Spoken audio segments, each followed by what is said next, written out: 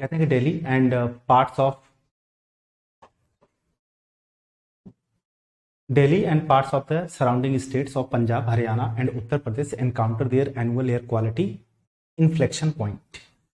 ये कह रहे हैं दिल्ली और उसके आसपास के जो स्टेट हैं जैसे पंजाब, हरियाणा और उत्तर प्रदेश की बात करें तो ये अपनी जो एनुअल एयर क्वालिटी है उसके इन्फ्लेक्शन पॉइंट पर पहुंच चुके हैं। मतलब इन्फ्लेक्शन पॉइंट का मतलब होता है किसी चीज का जो टर्निंग पॉइंट होता है या जो एक सिग्निफिकेंट मोमेंट होता है उसके बारे में बात कर रहा है। और एनकाउंटर मतलब होता है सामना करना। ठीक है, this is the time when the southwest monsoon has receded and with it the great drafts in the upper atmosphere that normally flush out pollutants from the gamut of anthropogenic activities such as construction, driving, power generation and the burning of agricultural residue।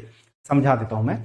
यहाँ पे कह रहा है ये वह समय है जब जो आपका साउथ वेस्ट मानसून होता है, रिसीडेड मतलब वो हट जाता है। ठीक है, और इसी के साथ साथ great draft in the upper atmosphere, और ऊपरी वायुमंडल में जो तेज हवाएं चलती हैं, इसको समझना, जो तेज हवाएं चलती हैं तो जनरली ये क्या करती हैं, ये पॉल्यूटेंट को यानी जो भी प्रदूषक होते हैं, जो प्रदूषण होता है उसको बाहर निकाल देती हैं। जैसे मान लीजिए आपका जो एंथ्रोपोजेनिक एक्टिविटीज लिखा हुआ है ना, इसका मतलब क्या होता है, यानी जो ये ह्यूमन एक्टिविटीज होती हैं। ह्यूमन एक्टिविटीज क्या होती हैं, जैसे ह्यूमन गाड़ियां चलाता है, व्हीकल्स चलाता है तो उससे प्रदूषण होते हैं। जैसे कोई कंस्ट्रक्शन का काम कर रहा है उससे प्रदूषण होते हैं। तो जो ह्यूमन एक्टिविटीज से होने वाले प्रदूषण होते हैं उसके बारे में बात कर रहा है। जैसे कि कंस्ट्रक्शन का काम होता है, ठीक है, ड्राइविंग होती है, पावर जनरेशन की वजह से जो प्रदूषण होता है, और जो एग्रीकल्चर यानी जब कृषि की जाती है तो कृषि के अंदर आपने जैसे सपोज करिए कोई भी आपने धान लगाया या किसी चीज की खेती की तो जो उसका जड़ होता है या जो उसकी तना यानी जो खेत में रह जाते अवशेष हैं, लोग उसको क्या करते हैं, जला देते हैं। क्या करेंगे, फेंकेंगे तो है नहीं, उसको जला देते हैं। जलाने के बाद जुताई बुआई अपनी हो जाती है। तो जब जलाते हैं तो उससे प्रदूषण तो बनता ही बनता है। तो वो वही कह रहे हैं कि दिल्ली और जिसके आसपास के इलाके जो पंजाब, हरियाणा और उत्तर प्रदेश हैं, ये सामना कर रहे हैं एनुअल एयर क्वालिटी का जो इनके इन्फ्लेक्शन पॉइंट पे पहुंच चुका है। और साथ ही साथ ये वह समय है जब साउथ वेस्ट मानसून पीछे चला जाता है, हट जाता है, और इसके साथ साथ जो अपर एटमॉस्फेयर में तेज हवाएं चलती है जो कि एंथ्रोपोजेनिक एक्टिविटीज जैसे कंस्ट्रक्शन, ड्राइविंग, पावर जनरेशन और एग्रीकल्चरल रेसिड्यू से होने वाला जो प्रदूषण होता है उसको फ्लश आउट करता है। ठीक है, अब ये भी चला गया, अब ये भी नहीं है। तो through the years there have been studies commissioned and executive action initiated to study अब acknowledged and address the crisis. अब अगर हम लोग बात करें, देखो यहाँ पे कमीशन का मतलब होता है ऑथराइज समथिंग, यानी किसी चीज का इन्वेस्टिगेशन करना। एग्जीक्यूटिव एक्शन का मतलब होता है कोई एक्शन या कोई order carried out by authorities, है ना। तो यहाँ पे थ्रू द इयर्स यानी सालों से जो स्टडीज वगैरह हैं इनको लेकर के जो एड्रेस किया जाता है इस क्राइसिस को, है ना। साथ ही साथ the science is also Fairlie clear, और कहता है कि जो साइंस है इस मामले में बिल्कुल स्पष्ट है। और वो कहती है कि relative contribution of pollutants and the limits of corrective intervention in the face of adverse meteorology and the disruption to economic life that this can entail. देखो मैं इसको समझा देता हूँ, एक बार तुम लोग पढ़ लेना, हर बच्चा समझ जाए तो मुझे बता देना। जैसे यहां से जो लाइन लिखी है कि the science is also Fairlie clear, जो विज्ञान है इसके बारे में स्पष्ट रूप से हमें बताता है कि जो relative contribution of pollutants and the limits of corrective intervention in the face of adverse meteorology. अच्छा, जनरली इसका मतलब क्या है, ये तो एक लाइन लिखी गई है इसका, लेकिन मतलब ये है कि जैसे देखिए मौसम संबंधी क्या होता है कि जैसे मान लो आपका वातावरण है, वातावरण में हवाएं चल रही हैं, तो जब हवाएं चल रही होती हैं तो प्रदूषण उतना ज्यादा नहीं होता है। लेकिन अगर ये हवाएं रुकी हुई हो, हवा नहीं चल रही हो, जो धुंध होता है, तो इससे तो प्रदूषण बढ़ता ही बढ़ता है, राइट। अच्छा, उस प्रदूषण के साथ साथ जो गाड़ियां वगैरह चलती हैं उनसे तो प्रदूषण बढ़ता ही बढ़ता है।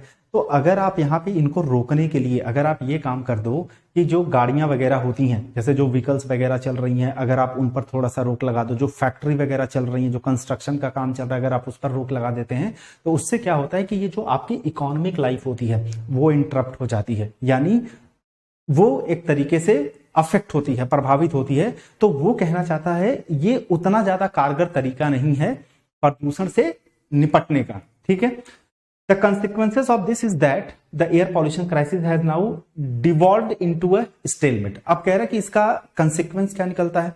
अब इसका रिजल्ट ये होता है कि जो भाई ये पॉल्यूशन क्राइसिस है ये एक तरीके से स्टेलमेट हो चुका है। स्टेलमेट का मतलब एक तरीके से डेडलॉक हो चुका है, जहां पे आपको लगता है प्रोग्रेस इंपॉसिबल है, ठीक है, कोई चीज आकर के एक जगह पे रुक जाए, अटक जाए, उसका कोई सॉल्यूशन ही नहीं मिल रहा है।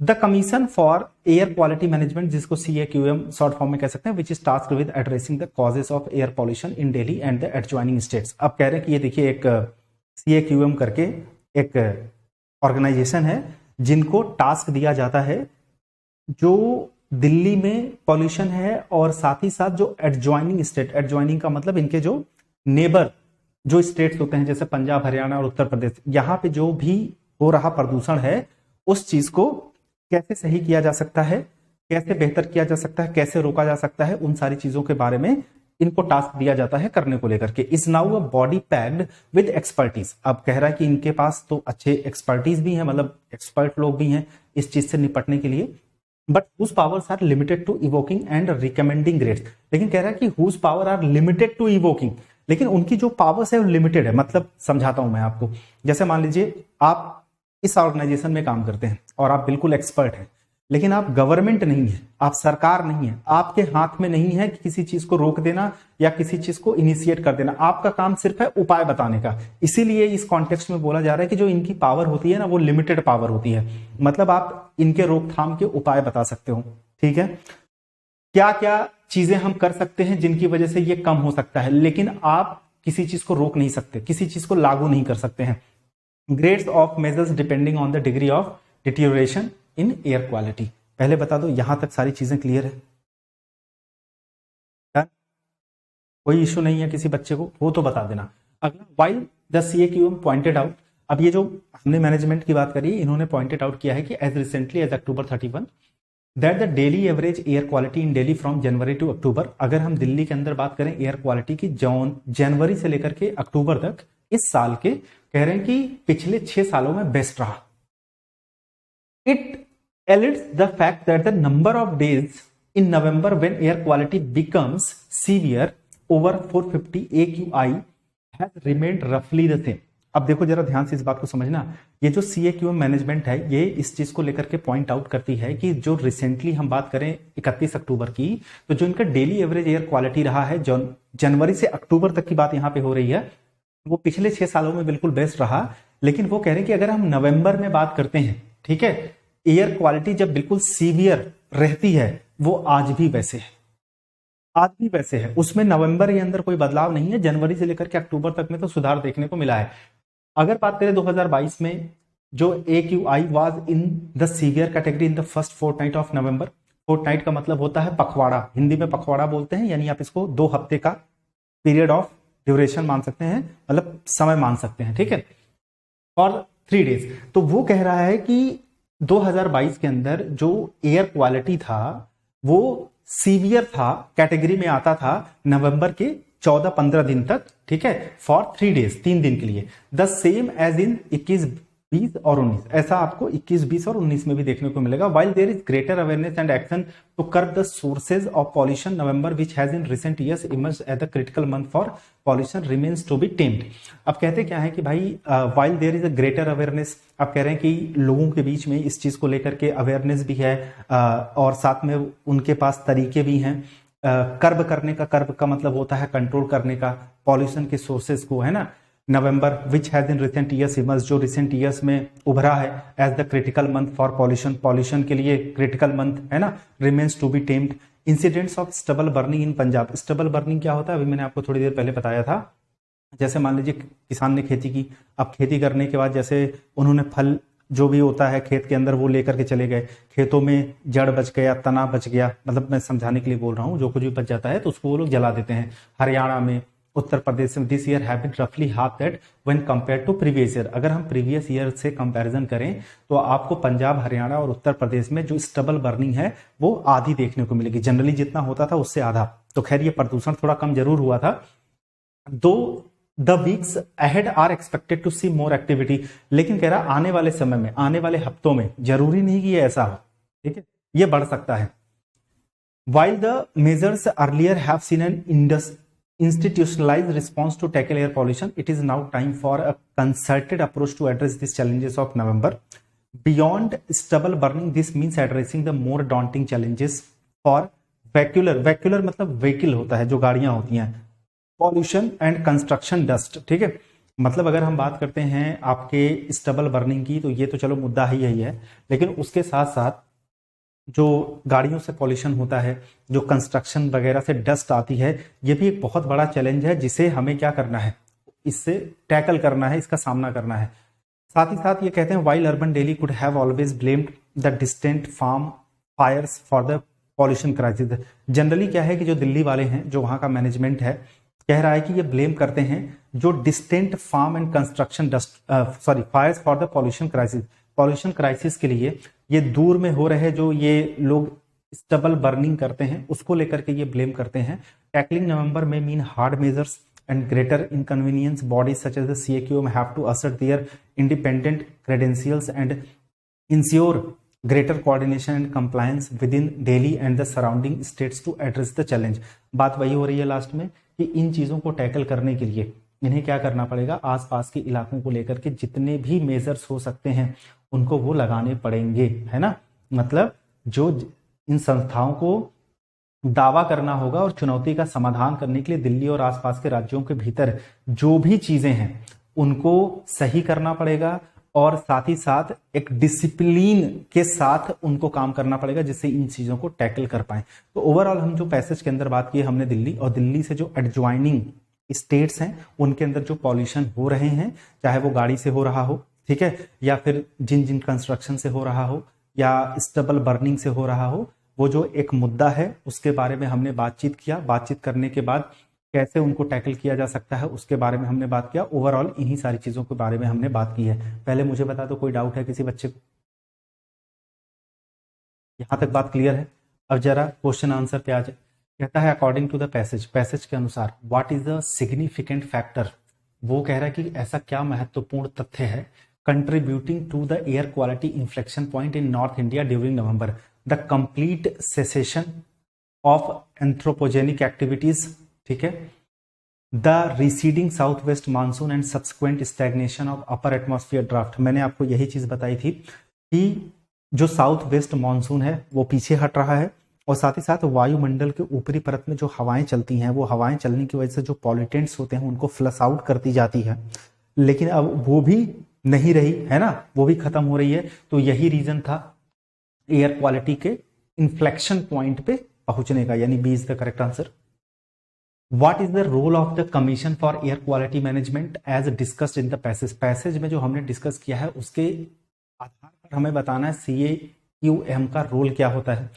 To enforce strict laws to completely stop the burning of, अच्छा क्या हमने ऐसा देखा था कहीं पे कि to enforce strict laws to completely stop the burning of agriculture residue, क्या ये ऐसा कर सकते हैं कि मतलब ये कुछ ऐसा लॉ लेकर के आ जाएं और कंप्लीटली जो एग्रीकल्चर का जो अवशेष बचता है उसको जलाने पर पूरी पाबंदी लगा दें? ऐसा तो हमने कहीं नहीं पढ़ा। To regulate the economic activities strictly during the month of November, to undertake and implement major executive actions without the need for state compliance, to address the cause of air pollution and recommend measures based on air quality level. हाँ, D is the correct answer, ठीक है, D not B, ठीक है।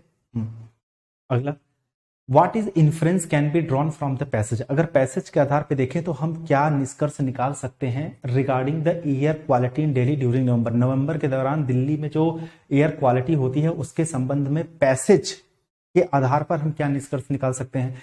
Despite improvements in the daily average air quality from January to October, the severity of pollution in November remains unchanged, ठीक है। ये हमने पढ़ा भी था कि भाई जनरली देखें जनवरी से अक्टूबर तक जो भी एयर क्वालिटी रहती है वो एवरेज रहती है, बढ़िया रहती है, इवन पिछले 6 सालों में सबसे बेस्ट रही। लेकिन बात हम नवंबर की करते हैं तो नवंबर के अंदर एज यूजुअल जैसे हर साल रहती है वैसे ही रही। ये तो हमें सही लग रहा है, ये हम लोगों ने पैसेज में पढ़ा था। The air quality in November has improved significantly due to the decrease in, ये गलत है, हमने कहीं पे ये चीज नहीं पढ़ी थी कि नवंबर में जो एयर क्वालिटी है वो इंप्रूव हुई है और किसके कारण, जो स्टबल बर्निंग इंसिडेंट में डिक्रीज हुआ है, ये नहीं। Air quality issues in November are primarily due to increased vehicular pollution and construction dust, ऐसा भी कुछ नहीं है क्योंकि हमने बात करी थी नवंबर में अगर बहुत ज़्यादा पॉल्यूशन बढ़ जाता है तो उसके पीछे सब कोई जिम्मेदार होता है। मैंने जो एंथ्रोपोजेनिक एक्टिविटीज़ होती हैं, जो ह्यूमन एक्टिविटीज़ होती हैं, उनसे भी चीज़ें बढ़ती हैं, साथ ही साथ जो स्टबल बर्निंग होती हैं उनसे भी बढ़ती हैं। Thus CAQM has been highly effective in reducing the number of severe air quality days in November each year. पहला साफ साफ यही था। अगला देखिएगा, which of the following best describe the structure of the argument presented in the passage. ये बड़ा अच्छा क्वेश्चन है। कह रहा है कि which of the following best describes the structure of argument presented in the passage. Cause and effect narrative है, chronological sequence है, प्रॉब्लम सॉल्यूशन मॉडल है, इवेल्युएटिव क्रिटिक है। अब अगर आप सेंटेंस को पढ़े हो, पूरा का पूरा पैसेज पढ़े हो, तो पैसेज बताओ उसमें क्या था। कॉज और इफेक्ट के बारे में हम बात कर रहे थे, क्रोनोलॉजिकल सीक्वेंस के बारे में बात कर रहे थे, प्रॉब्लम सॉल्यूशन के बारे में बात कर रहे थे, ठीक है, और इवेल्युएटिव क्रिटिक के बारे में बात कर रहे थे। ध्यान से पढ़ो और बताना।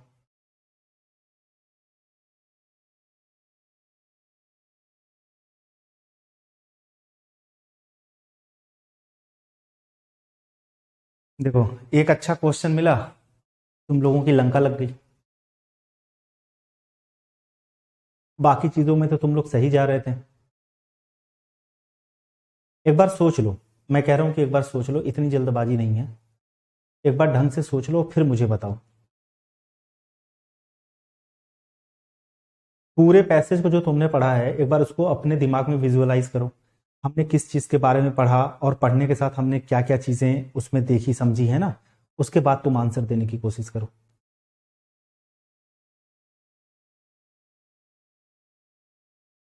और तुक्का मत मारना, अगर नहीं आ रहा है तो स्किप कर देना।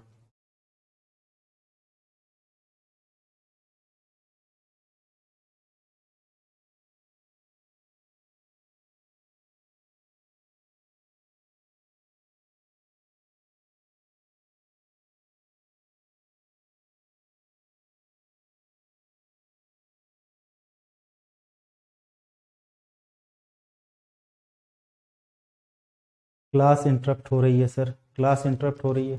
सबको हो रही है क्या? बाकी लोग भी बता दीजिए।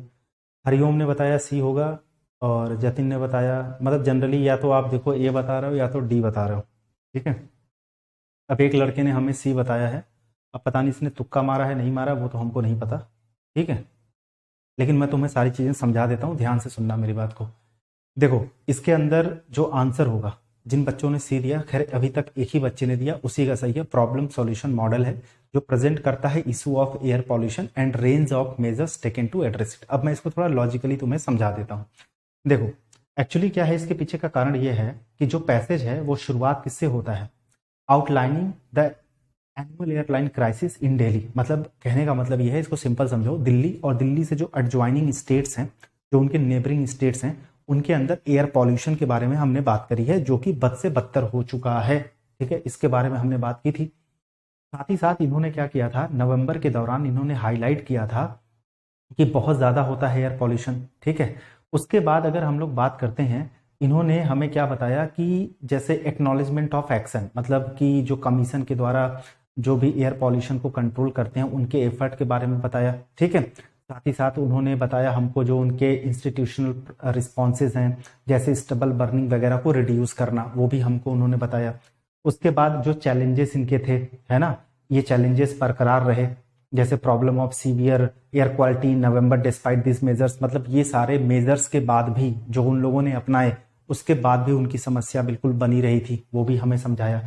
उसके बाद दोस्त इन्होंने हमें क्या किया, जैसे इन्होंने रिकमेंडेशन दिया कि a need for more comprehensive and stringent approaches, है ना, कि और हम कैसे बेहतर अप्रोचेस कर सकते हैं, जैसे वैक्यूलर पॉल्यूशन है, कंस्ट्रक्शन डस्ट है, और ग्रेट कोऑर्डिनेशन के साथ हम कैसे इसे बेहतर कर सकते हैं। तो मतलब इसमें हमें प्रॉब्लम बताया गया और प्रॉब्लम के साथ हमें सॉल्यूशन सजेस्ट किया गया था कि और हम कैसे बेहतर किया जा सकता है। क्योंकि अगर हम लास्ट वाले को पढ़ें, लास्ट लाइन को, यहां देखिएगा, टैकलिंग नवंबर में mean hard measures and greater inconvenience bodies such as the CAQM have to assert, मतलब वो दावा करते हैं their independent credentials and ensure greater coordination and compliance with in Delhi and surrounding states to address the challenges. इन्होंने इस बारे में बात की थी, यानी दावा कर रहे थे कि ये जो भी चैलेंजेस हैं उसको समाधान करने के लिए जो दिल्ली और उसके एडजॉइनिंग स्टेट्स के भीतर अधिक हमको क्या चाहिए, हारमोनी चाहिए, मतलब समन्वय चाहिए, तालमेल चाहिए, जिससे हम इस चीज को समाधान और बेहतर तरीके से कर पाए। तो मेरे हिसाब से यहाँ पे जो आंसर होना चाहिए था वो होना चाहिए था सी। ठीक है, अब एक बार मुझे बता दो तुम लोग, क्या तुम लोग क्लियर हो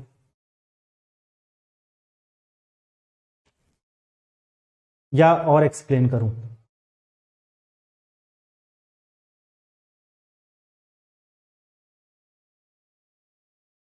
बाकी लोग बता दो, और किसी और की क्लास हो रही है तो वो भी बता देना।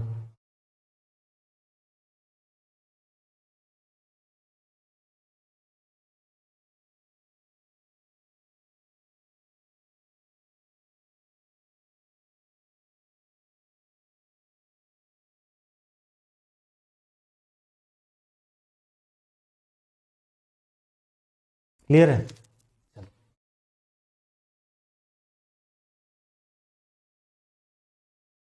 1.5 मिनट का टाइम है इसके लिए, शुरू करो।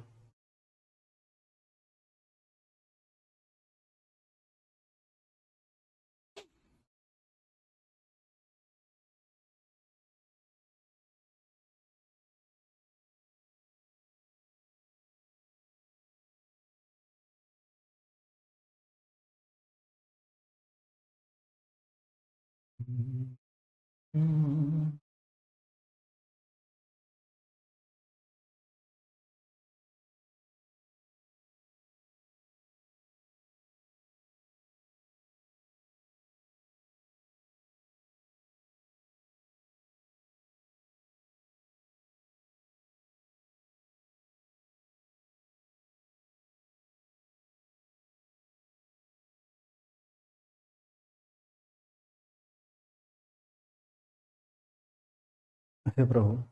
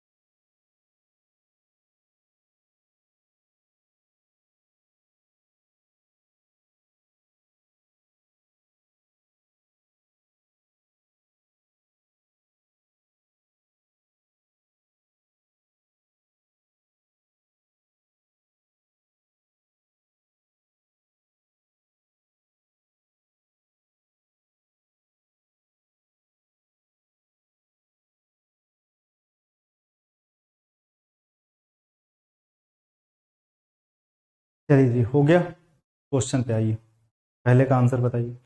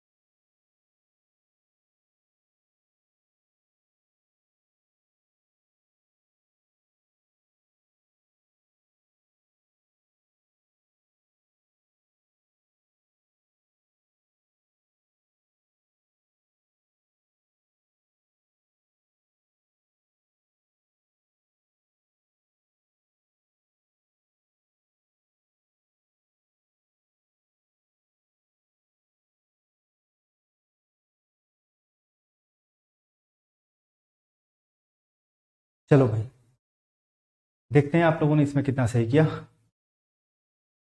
अब मेरी बात को ध्यान से सभी लोग सुनना, ठीक है। देखो, कह रहे हैं the UNESCO city of literature tag for Kozhikode. पहले तो मैं ये बता दूं, ये जो कोझिकोड है वो केरला, आई थिंक केरला का ही एक सिटी है ना। उसको UNESCO city of literature tag का एक तरीके से कह सकते हैं कि उसको टैग मिला है, यूनेस्को सिटी ऑफ लिटरेचर का उसको टैग दिया गया है। टैग ये किस चीज़ के बारे में होता है? एक्चुअली अगर कोई भी ऐसा सिटी है या मान लीजिए कोई भी ऐसा स्टेट है जो संस्कृति और कला में बहुत बेहतर करता है या उस समाज में संस्कृति और कला का बहुत महत्वपूर्ण योगदान देता है, तो उसके लिए यूनेस्को सिटी ऑफ लिटरेचर का टैग दिया जाता है, जो कि कोझिकोड को मिला है। और कह रहे हैं कि ये इस चीज को अफर्म करता है कि has always been an open secret that one of culture's great powers is its ability to assimilate and humanise. अब देखिए, कह रहा है कि संस्कृति और जो कला होती है उसमें इतनी ज्यादा ताकत होती है कि वो तमाम विचारों वाले लोगों को, ठीक है, एक साथ जोड़ सकती है, एक साथ बांध करके रख सकती है विद अ रोबस्ट। अच्छा, मैं थोड़ा सा इस बात को और इलेबोरेट कर देता हूं। जनरली हमारे देश की ही बात करें तो यहाँ पे तमाम धर्म के लोग रहते हैं, तमाम जातियों के लोग होते हैं, लेकिन ये जो जाति और धर्म के लोग एक साथ बधे हैं वो किस वजह से? कला और संस्कृति की वजह से ही बधे हैं। तो कोई अगर ऐसा कोई सिटी है, कोई ऐसा स्टेट है जो संस्कृति और कला में महत्वपूर्ण योगदान देता है, उसके लिए इसको हम टैग जो है उसको दिया जाता है। With a robust publishing scene, over 500 public libraries, bookstores, and a long tradition of kolaya, veranda gatherings, informal, free-flowing discussions on politicals and the arts, the city of Muhammad Basir, M.T. Vasudevan Nair और P. Valsala and others has been at the forefront of India's culture movement। अगर मैं बात करता हूँ robust publishing scene क्यों बोला जा रहा है, यानी ये प्रकाशन परिदृश्य के हिसाब से ये हमेशा से बहुत मजबूत रहा है। उसके पीछे कारण ये है, यहाँ आपको 500 से ज्यादा पब्लिक लाइब्रेरीज मिल जाएंगे, बुक स्टोर्स मिल जाएंगे और एक ट्रेडिशन ऑफ कोलाया। कोलाया क्या होता है? जैसे जहां पे अनौपचारिक रूप से डिस्कशन होता है। अब भैया अगर आप संसद में बैठ करके कर रहे हैं, पार्लियामेंट में बैठ के कर रहे हैं, तो जो आपका डिस्कशन होगा वो ऑब्वियस सी बात है फॉर्मल डिस्कशन होगा। लेकिन जैसे होता है कि गांव में आपने देखा होगा, चाय पी रहे हैं, चर्चा कर रहे हैं, अभी ठंड चल रही है तो तपावन जला लिया, मतलब आग, और बैठ करके 4 लोग चर्चा कर रहे हैं। वैसे वहां की कह सकते हैं कि कोलाया का एक ट्रेडिशन था जहां पे लोग इकट्ठा होते थे और डिस्कस करते थे। लिखा भी है, इनफॉर्मल फ्री फ्लोइंग डिस्कशन होता था, जैसे पॉलिटिक्स के ऊपर डिस्कशन चल रहा है, कला के ऊपर डिस्कशन चल रहा है। और ये जो शहर है जिसके बारे में हम कोझिकोड के बारे में बात कर रहे हैं, ये कह रहा है कि ऐसे वैसों का शहर नहीं है ना। ये मोहम्मद बशीर हो गए, वासुदेवन हो गए, वासुदेवन नायर हो गया, वलसला हो गई, ऐसे बहुत सारे लोग यहां से निकले हुए हैं, ठीक है। But the tag also draws attention to the role that urban planning plays in a leveraging creativity as an integral part of cities development goals। अब भाई इसका मतलब थोड़ा समझिएगा आप लोग, ठीक है। देखिए, जितना डिफिकल्ट पैसेज होता है ना, उसकी मीनिंग को अगर आप समझने पे आएंगे तो एक लाइन जो है वो मतलब बहुत गहरी बात कह जाती है और बहुत लोगों को ये चीज समझ में आती नहीं है कि वो एक्चुअली में कहना क्या चाहता है। तो वो इसका मतलब यहाँ पे ये है कि जैसे ये टैग दर्शाता क्या है। जैसे मान लीजिए, इसको मैं बहुत आसान भाषा में आपको बताता हूं। जैसे जब आप शहरों को विकसित कर रहे होते हैं, है ना, किसी आज के समय में अगर हम बात करते हैं अर्बन प्लानिंग की, तो अर्बन प्लानिंग क्या होता है? वो कहते हैं कि हम डेवलप कर देंगे शहर को। शहर को डेवलप करते हैं जब आप, तो क्या करते हैं? आप कंस्ट्रक्शन करते हैं, है ना। कंस्ट्रक्शन करते हैं तो बड़े बड़े बिल्डिंग्स आप बनाते हैं, बड़े बड़े मॉल बनाते हैं, अपार्टमेंट्स बनाते हैं, साथ ही साथ रोड वगैरह जो है उसको बहुत अच्छे से आप कंस्ट्रक्ट करते हैं, बड़े बड़े रोड बनाते हैं। तो भाई उसमें क्या होता है, जैसे बनारस जैसे शहर में अगर आप उसको डेवलप कर देंगे पूरी तरीके से, तो बनारस जिस चीज के लिए जाना जाता है वो चीज तो वहां से खत्म हो जाएगी। लोग बनारस जाते हैं क्यों? वहां के घाट देखने के लिए, वहां पुरानी इमारतें देखने के लिए, वहां के मंदिर देखने के लिए, वहां की गलियां देखने के लिए। अगर आप यही सारी चीजों को खत्म कर देंगे तो बनारस बनारस रह जाएगा? नहीं रह जाएगा। तो उससे यही चीज समझाई जा रही है कि शहरों को विकसित करते समय जो वहां की रचनात्मकता, मतलब हिंदी में पता नहीं, जो वहां की क्रिएटिविटी है, ऐसे समझ लीजिए, ठीक है, जो वहां की क्रिएटिविटी है, जो वहां की कला है, ठीक है, वो शामिल करना बहुत ज्यादा जरूरी है। ऐसा मत करिएगा कि आपने डेवलपमेंट के नाम पे डेवलपमेंट कर तो दिया, लेकिन दूर दूर तक वहां की जो क्रिएटिविटी है, जो वहां की आर्ट है, वो पूरी तरीके से खत्म ना हो जाए। In a rapidly urbanising deeply polarising world access and representation are crucial to make cities inclusive. पहले एक छोटी सी बात समझाता हूं, फिर से आप देखेंगे आपके सामने एक बड़ी छोटी सी लाइन लिखी है, लेकिन ये छोटी सी लाइन बहुत कुछ कहती है।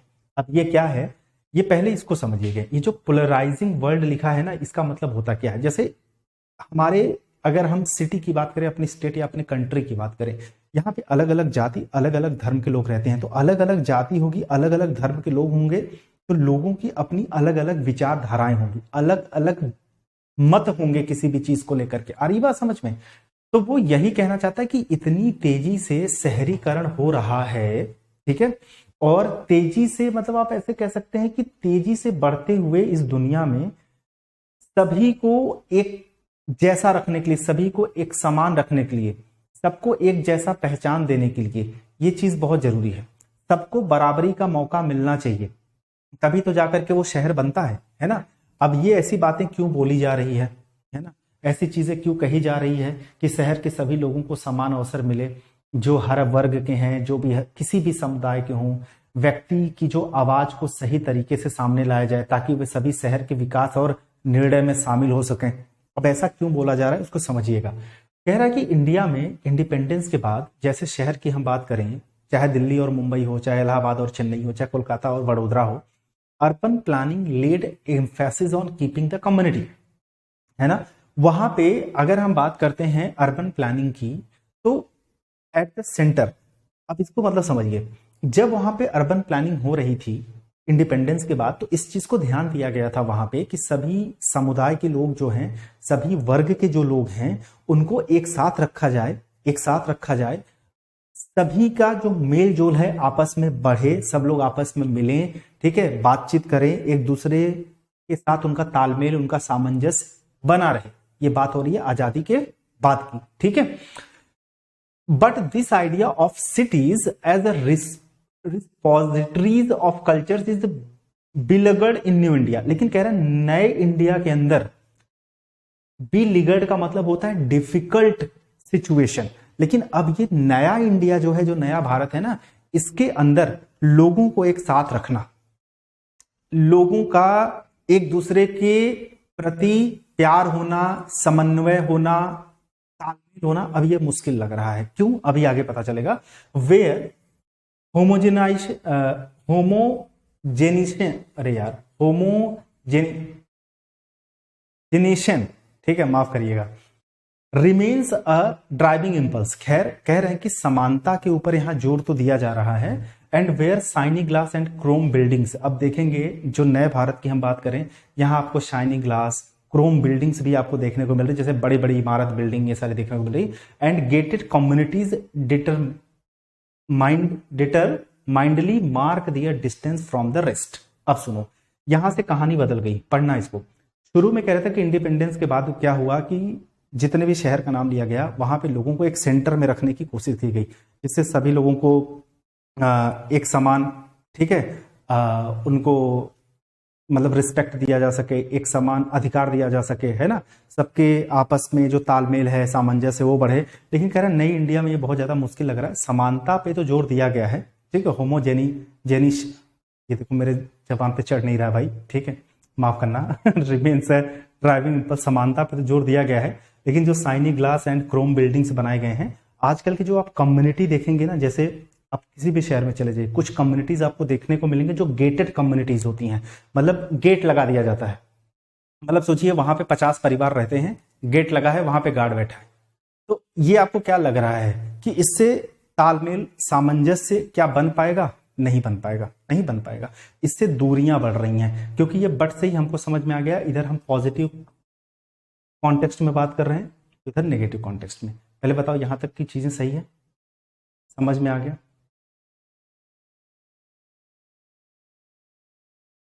एक बार बता देना सभी लोग, यहां तक ओके है?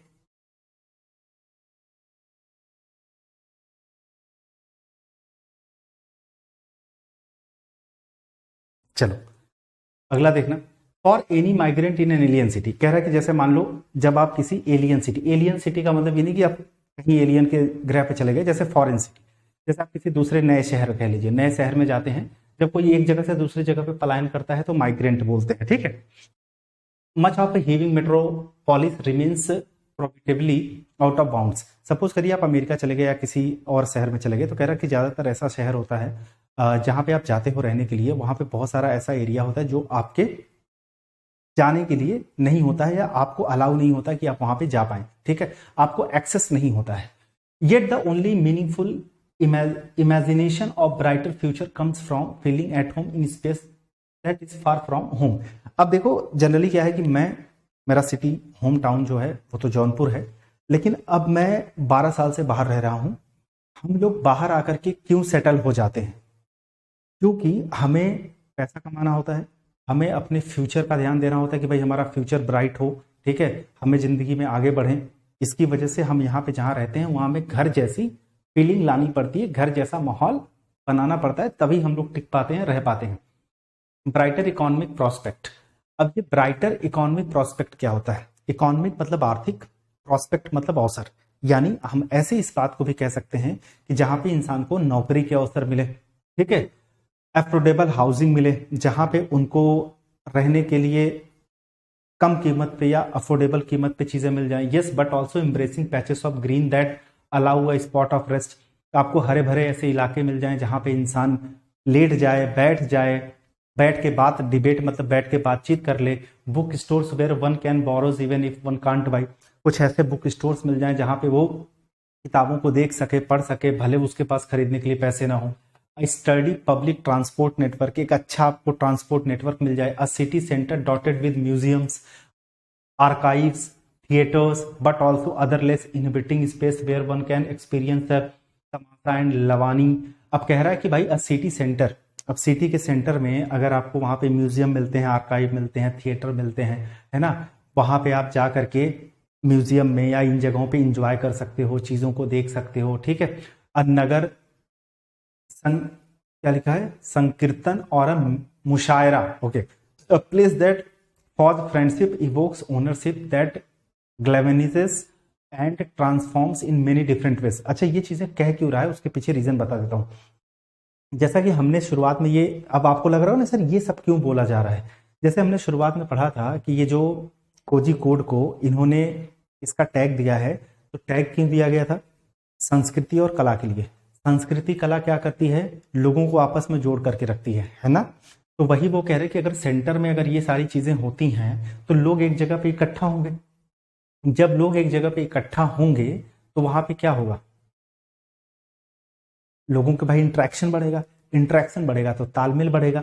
आज की डेट में देखिए हिंदू मुस्लिम, है ना, ये चल रहा है, जातियों के बीच में मतभेद चल रहे हैं। तो वही बात हो रही कि ये जो संस्कृति कला होती है ना, ये जो हमारे विचारों के बीच में मतभेद हैं, जो जाति या धर्म को लेकर किसी भी तरीके का मतभेद है, ये खत्म करके लोगों के अंदर मानवता जगाती है। तो दैट्स वाई ये चीजें बोली जा रही हैं यहाँ पे। There was another such place. अब इस बात को थोड़ा सा समझिएगा, ठीक है। अब थोड़ा सा ना इसने कहानी को बदल दिया है, अब ये कहानी कुछ और कहेगा और इसको ध्यान से समझने की कोशिश करना सभी लोग। कहते हैं कि there was another such place that once grew out of the imagination of a university that opened its arms to the world. कह रहे एक ऐसा और स्थान था जो एक विश्वविद्यालय के विचार से उभरा था, जिसने दुनिया को अपने गले लगाया। अब आगे कहते हैं कि शांति निकेतन उसका नाम था, विच रिसेंटली अर्नड, जिसको अभी यूनेस्को वर्ल्ड हेरिटेज टैग का भी खिताब दिया गया था। एंड होम टू, जो रविंद्रनाथ टैगोर का घर भी कहा जाता, नहीं, रविंद्रनाथ टैगोर की जो बहुत करीबी थी विश्व भारती, उसका उनका घर भी कहा जाता है। ड्रीव इन poets and philosopher, scientist and artist, dancer and musician for the fertile ground it provided for creative exchanges. और कहता है यहाँ पे कि जहां पे कवि हो गए, फिलोसफर यानी दार्शनिक हो गए, वैज्ञानिक हो गए, कलाकार हो गए, डांसर्स हो गए, म्यूजिशियंस हो गए, अपनी क्रिएटिविटी जो थॉट है आदान प्रदान के लिए इसने उनको एक प्लेटफॉर्म प्रदान किया था। इस जगह के बारे में बात हो रही है। The plaque announcing the UNESCO tag has left Tagore's name out of it, but perhaps it hindsight that is not so remiss after all, a place that distances itself from the local populace, that closes it on itself is not one where Tagore, another migrant who had met it his home, would have felt at ease. कहते इसका मतलब है कि शांति निकेतन रविंद्रनाथ ठाकुर का विचार था, जो कला साहित्य और संस्कृति को एकता के साथ जोड़ने के विचार से प्रेरित था। अगर वह स्थान स्थानीय लोगों से दूर हो जाता है और खुद को बंद कर लेता है तो शायद वह रविंद्रनाथ ठाकुर के आदर्शों से मेल नहीं खाता। तो भैया ये कहानी थी। अगर इसको मोटे मोटे हिसाब में जोड़ा जाए तो बात यह है कि एक ऐसा समय था जब संस्कृति और कला को बहुत ज्यादा जोर दिया जाता था, जिसकी पीछे का कारण ये था कि ये अलग अलग विचार के जो लोग थे, अलग अलग मत के जो लोग थे, ओपिनियन रखने वाले जो लोग थे, अलग अलग धर्म, अलग अलग जाति के जो लोग थे, उनको ह्यूमनाइज करके रखता था, एक करके रखता था। लेकिन जैसे जैसे चीजों को लोग अर्बनाइज कर रहे हैं, गेटेड सोसाइटीज बना दे रहे हैं, तो ये चीजें लोगों को क्या कर रही हैं, दूर कर रही हैं। मतलब गरीब है, वो अमीर है, ये उच्च जात का है, ये फलाना धर्म का है, इन्हीं सारी चीजों के बारे में बातचीत की गई है। ठीक है, हो सकता है आपको क्लियर हो गया होगा। अब आते हैं यहाँ पे, What aspect of Kozhikode's cultural significance is highlighted by its recognition as a UNESCO City of Literature? The city's success in modern architectural development such as glass and chrome buildings, Kozhikode's role in leading India's cultural movements through platforms like Kolaya gatherings and a strong publishing industry, the city's ability to promote, फिर से ये आ गया, homogenization, यार ये क्या हो रहा है मेरे साथ, रुको मैं बाद में इसको पढ़ूंगा। In urban planning and community development, the emphasize on gated communities as a means to enhance the city's cultural heritage. बताओ इसका आंसर क्या होगा?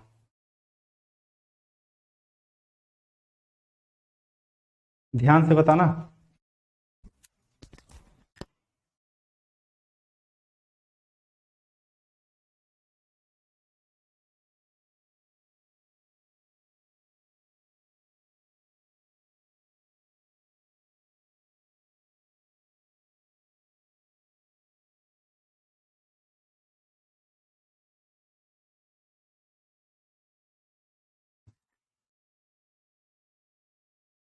क्या होगा?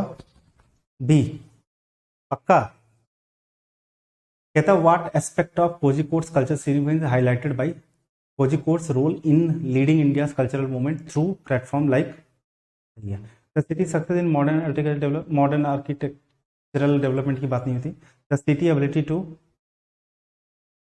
प्रमोट होमोजेनाइजेशन, ठीक है। इन अर्बन प्लानिंग ये भी कहा गया था, the emphasize gated community as a mean homogenization, homogenization, homogenization, homogenization कभी कभी होता है, ठीक है। अकॉर्डिंग टू द पैसेज के अनुसार, why is the role of urban planning in leveraging creativity important for cities like Kozhikode? Passage के अकॉर्डिंग आपसे पूछ रहा है, why is the role of urban planning in leveraging creativity important for cities like Kozhikode? It is vital for sustaining the growth of modern architectural styles and gated communities. Urban planning is crucial for maintaining a balance between rapid urbanization and cultural preservation. The primary role of urban planning is to ensure that all cities follow a homogenized development pattern. Creativity in urban planning is only necessary for the cities that have received a UNESCO tag. इसका answer क्या होगा बेटा? अमित पांडे, ध्यान से। कोई जल्दबाजी नहीं है, तुम्हारी बारात नहीं बैठी है, तुम्हें छोड़ करके नहीं जाएगी, पहले ध्यान से समझ लो इसे। हैं,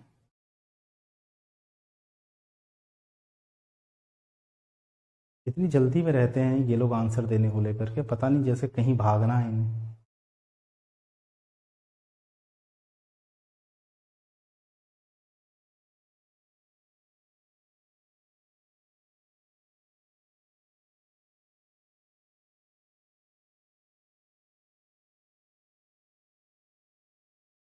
स्वपन, अखिलेश, रागिनी और हरिओम, ये लोगों के आंसर बिल्कुल सही हैं, ठीक है। देखो ये हमसे क्या रहा था, ये हमसे पूछ रहा था कि जो कोझिकोड जैसे शहर के लिए अगर हम बात करते हैं शहरी नियोजन का, यानी अर्बन प्लानिंग की अगर हम बात करें, तो में जो क्रिएटिविटी की भूमिका का क्या महत्व है, ठीक है। पहले में कहता है it is vital for sustaining the growth of modern architecture styles and gated communities. यह आधुनिक जो शैली है, ठीक है, मतलब किस चीज की शैली, जो आर्किटेक्चरल स्टाइल्स की बात कर रहा है, और जो गेटेड कम्युनिटीज के जो विकास को सस्टेन मतलब बनाए रखने के लिए महत्वपूर्ण है।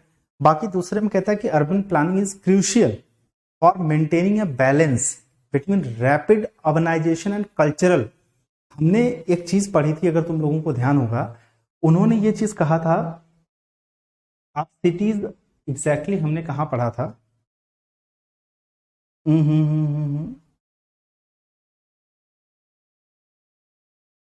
यही कहीं हम लोगों ने पढ़ा था एग्जैक्टली, वो अभी ध्यान नहीं आ रहा है, ठीक है।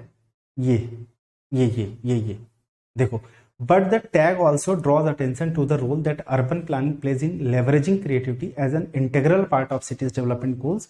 ये बात हुई थी कि जो डेवलपमेंट गोल्स होता है उसमें जब आप बिल्डिंग्स वगैरह बनाते हैं, जब कंस्ट्रक्शन वगैरह का काम होता है, तो उसमें इस चीज को मत भूल जाइएगा कि जो इस सिटी की या उस पर्टिकुलर जो भी जगह है उसकी जो संस्कृति है, उसकी कला है, वो पूरी तरीके से खत्म ना हो जाए या गायब ना हो जाए, ठीक है। यही हमने पढ़ा था। तो उन दोनों के बीच में बैलेंस, क्योंकि देखो डेवलपमेंट भी बहुत ज्यादा जरूरी है और हमारी संस्कृति भी बहुत ज्यादा जरूरी है, तो उसके बीच में हम बैलेंस बना करके रख सकते हैं, ठीक है। जो करेक्ट आंसर होगा इसका B.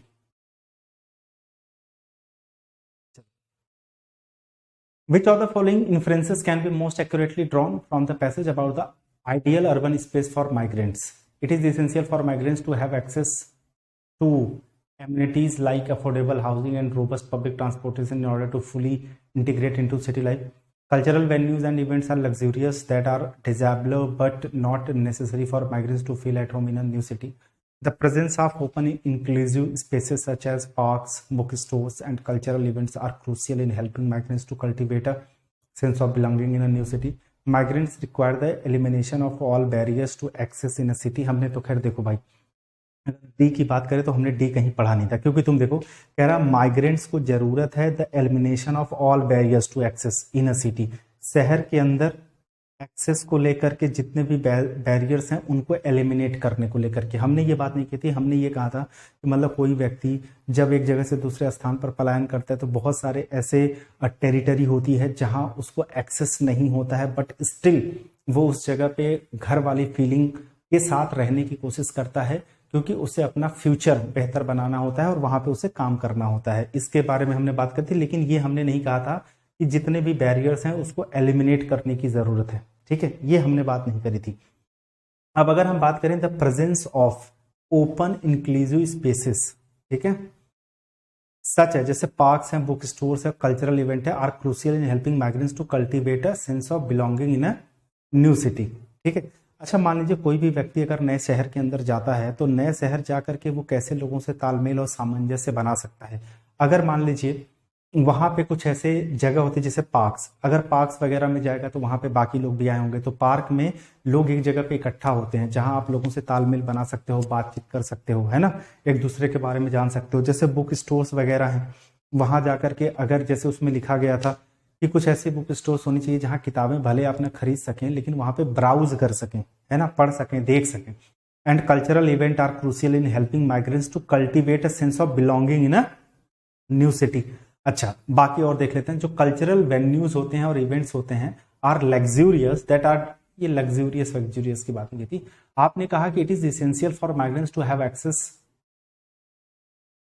To amenities like affordable housing and robust public transportation. देखो दोस्त, ये बात तो जरूर यहाँ पे हुई थी, ठीक है, लेकिन ये माइग्रेंट्स के लिए बात नहीं की गई थी, माइग्रेंट्स के लिए बात नहीं की गई थी। देखो ये चीज बोली गई थी कि जैसे अगर सेंटर्ड में, जैसे वहां पे म्यूजियम की बात हुई थी, आर्काइव्स की बात हुई थी, है ना, जहां पे लोग मुशायरा वगैरह का आनंद ले सकते हैं, एक जगह पे इकट्ठा हो सकते हैं जिससे उनके बीच में तालमेल सामंजस्य बढ़े। लेकिन हमने ये नहीं कहा था कि ये माइग्रेंट्स के लिए इसेंशियल है, ठीक है। C is the correct answer, the presence of open inclusive space such as parks, ये सारी चीजों, यानी सी।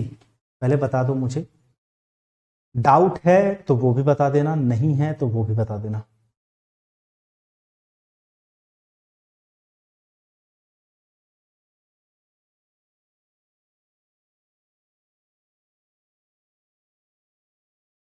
देखो मैं मानता हूँ पैसेज थोड़ा सा डिफिकल्ट है, इन दोस्त क्या कर सकते हैं, चीज़ें डिफिकल्ट है तो पढ़नी पड़ेगी हैं। सोच के देखो अगर इस तरीके से आ गया पैसेज एग्जाम में तो क्या करोगे।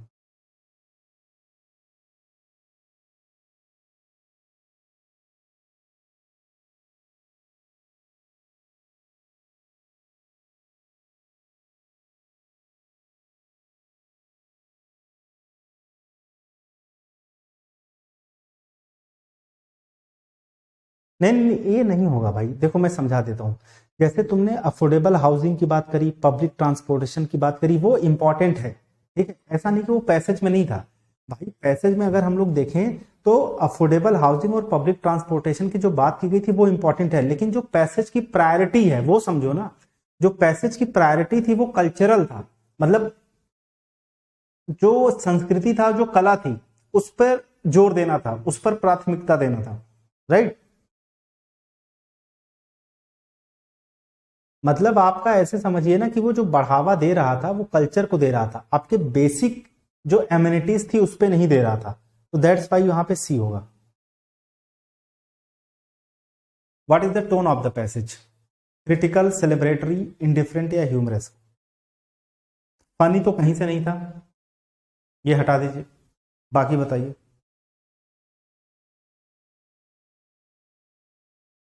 ह्यूमरस था।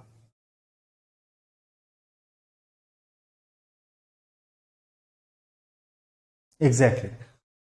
ये भी नेगेटिव है, ये भी नेगेटिव, सॉरी नेगेटिव कर रहे हैं। ये पॉजिटिव है लेकिन फनी नहीं था, इंडिफरेंट, लैक ऑफ इंटरेस्ट होता ये था नहीं, क्रिटिकल नहीं, सेलिब्रेटरी था, क्योंकि भाई उनको टैग मिला है यूनेस्को का वो जो भी था वो टैग मिला था, तो ये तो अच्छी बात है, तो यहाँ पे बी हो जाएगा।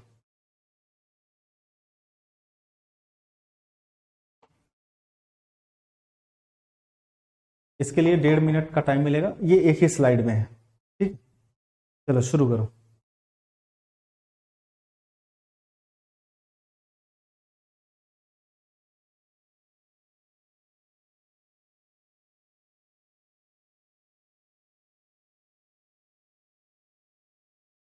लड़कों को देखो जब बारी आती है मॉक टेस्ट करने में, जैसे पैसे जाता मैं देखता हूँ यहाँ से सब गायब हो जाते हैं,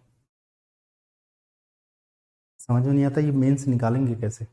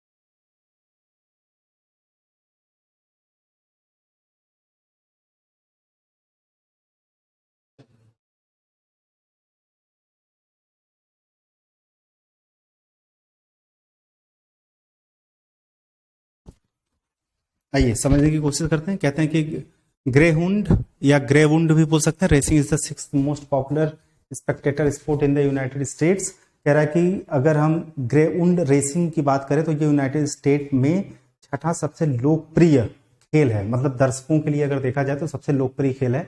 over the last decade a growing number of racers have been adopted to spend their retirement as household pets once their racing careers are over.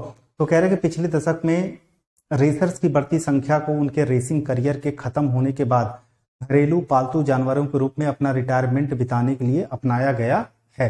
Many people hesitate to adopt a retired racing greyhound because they think only very old dogs are available. अगर आपको इस खेल के बारे में ना पता हो तो मैं बता देता हूँ। जनरली सबको पता होता है कि जैसे इंडिया के अंदर तो नहीं होता, लेकिन विदेशों में ऐसा होता है कि जैसे कुत्तों को ये लोग ट्रेन करते हैं दौड़ने के लिए, ठीक है। जैसे होता नहीं है, जैसे मान लो कि तुम दौड़ देखते हो, जैसे स्प्रिंट लोग मारते हैं, ठीक है, जो रनिंग के लिए, वैसे उनके लिए भी होता है, ठीक है। कोई पर्टिकुलर ऑब्जेक्ट होगा जो कि आर्टिफिशियल होता है, उसको पकड़ने के लिए उनकी रेसिंग कराई जाती है। तो मेनी पीपल, बहुत सारे लोग हेजिटेट करते हैं रिटायर्ड रेसिंग ग्रे उनको लेकर के, because they think only very old dogs are available. तो उन्हें ये चीज़ को लगता है कि भाई, क्योंकि उन्हें लगता है कि केवल बहुत बूढ़े ही कुत्ते हैं जो कि अवेलेबल है। Actually even champion racers only work until they are about 3.5 years old. और ये अगर बात करें हम, वास्तव में जो चैंपियन रेसर हैं वो केवल 3.5 साल तक उम्र तक काम करते हैं, उसके बाद वो नहीं करते हैं। Because greyhounds usually live to be 12 to 15 years old, क्योंकि ये जनरली 12 से 15 साल तक जीते हैं। Their retirement is much longer than their racing careers. और ये कहा जाता है कि भाई इनकी जो रिटायरमेंट होती है उनके रेसिंग करियर से कहीं ज़्यादा लंबी होती है। जाहिर सी बात है, अगर 15 साल जीते हैं, 3 साल की रेसिंग करते हैं, तो बाकी तो जाहिर सी बात है।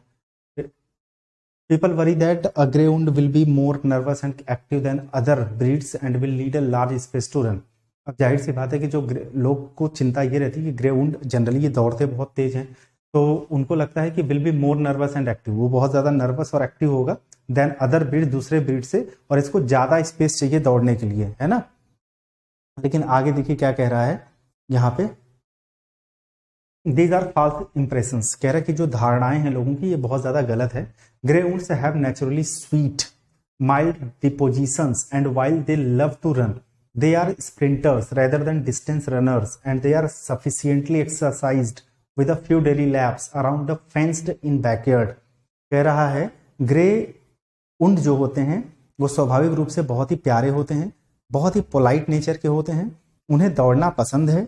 वो क्या करते हैं, स्प्रिंट मतलब डिस्टेंस रनर नहीं, जैसे बहुत दूर तक वो नहीं दौड़ते हैं। स्प्रिंटर्स कौन होते हैं, जैसे मान लीजिए 100 मीटर यहाँ से लेकर के यहाँ तक दौड़े फिर लौट करके आए जल्दी से, उनको स्प्रिंटर्स बोला जाता है। वो स्प्रिंटर्स होते हैं, ना कि डिस्टेंस रनर्स होते हैं। Sufficiently exercise with a few daily laps around a fenced in backyards. और वो कह रहा है कि ना, जैसे आपके घर के पीछे जगह होगी तो प्रतिदिन जाकर के वो कुछ चक्कर लगाना उनके लिए पर्याप्त एक्सरसाइज हो जाती है। ऐसा नहीं कि आपको बहुत स्पेस, जैसे लोगों की गलत धारणा है, उनको बहुत स्पेस चाहिए, दौड़ने वाला कुत्ता है तो बहुत ज्यादा एक्टिव होगा ना, ये सब कह रहा है इंप्रेशंस गलत है। Greyhounds don't make good watchdogs but they are very good with children, get along well with other dogs. अगर हम ग्रेउंड्स की बात करें तो ये निगरान, मतलब देखो वॉच डॉग अलग होते हैं। जैसे वॉच डॉग कौन होते हैं, कौन आ रहा है कौन जा रहा है, बहुत ज्यादा। जैसे मेरे घर में कुत्ता है, हमने उसको गली से उठा करके लाया था। मतलब ऐसे समझो, गली से उठाने का लाने का मतलब यह है कि एक मतलब बिच थी, उसने बच्चे दिए थे और रोड के किनारे ही रहती थी। जनरली सारे बच्चे दब के इतने खत्म हो गए थे, मर गए थे। हमें लगा ये भी ना मर जाए, तो हम इसको अपने घर पे उठा के लेकर के चले आए। लेकिन इसको जब हमने पाला, अभी ये हार्डली 8 महीने का है, जब हमने उसको पाला तो आप उसको देख के नहीं कह सकते कि वो इंडी डॉग है, मतलब रोड से हम उसको लाए हैं। अब पता नहीं जैसा भी वो क्रॉस मिला मुझे, था तो वो गली का ही कुत्ता, लेकिन उसके बहुत बहुत बड़े बड़े बाल हैं, कान उसके लटके लटके हैं, मुंह लंबा नहीं है, लंबा है लेकिन थोड़ा सा गोला जैसा है, पूंछ उसकी बहुत लंबी है ना। तो वो प्रॉपर वॉच डॉग है, उसे पता रहता है कौन आ रहा है कौन जा रहा है, उसको आहट भी मिल जाती है तो भौंकने लग जाता है, ठीक है, ये चीज। बट ये नहीं होते, but they are very good with children, लेकिन बच्चों के साथ ये बहुत अच्छे से रहते हैं। Gate along well with other dogs and usually cats as well and are affectionate and loyal। और ये बहुत प्यारे होते हैं, बहुत लॉयल होते हैं। they are intelligent well behaved dogs usually house broken in only a few days। a retired racing greyhound is a wonderful pet for almost anyone। कह रहा वो बुद्धिमान होते हैं, अच्छे व्यवहार वाले होते हैं, आमतौर पर कुछ ही दिनों में घर में रहना सिखाया जाता है और सीख भी जाते हैं। ठीक है, लगभग मतलब एक तरीके से मिला जुला के एक बढ़िया जानवर होता है। तो देखो हमने आपको दो पैसेज अच्छे कराए, एक थोड़ा सा कंपेरेटिवली उससे इजी था। तो कहता है कि according to the passage a retired racing greyhound available for adoption will most likely be happy to be retiring easily housebroken a champion or else it would have been euthanized less high strung than those that are not available for adoption। क्या हो जाएगा इसका?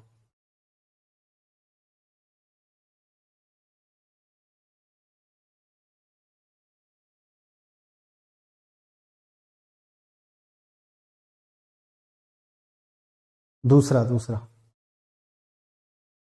अगला, this passage is most like an advertisement because it uses statistics to prove its point, doesn't present information to substantiate its claim, says nothing negative about greyhounds, encourages people to do something,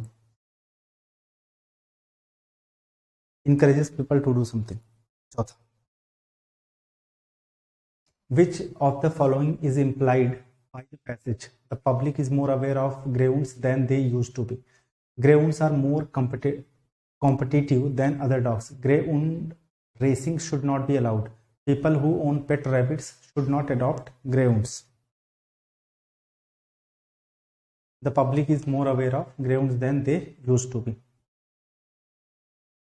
और last में है one drawback of adopting a greyhound is that, एक drawback है इनका, और वो drawback क्या बताया गया था?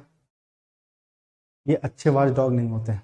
जनरली लोग कुत्ते इसीलिए रखते हैं कि वो वॉच डॉग बने, कि वो कौन आ रहा है कौन जा रहा है कुछ ऐसा दिखे तो वो प्रोटेक्ट करें, बट ये वॉच डॉग नहीं होते हैं। तो खैर ये इजी था। अब आते हैं हम लोग, यार बताओ 1.5 घंटे तो लग गए यही करने में, इसमें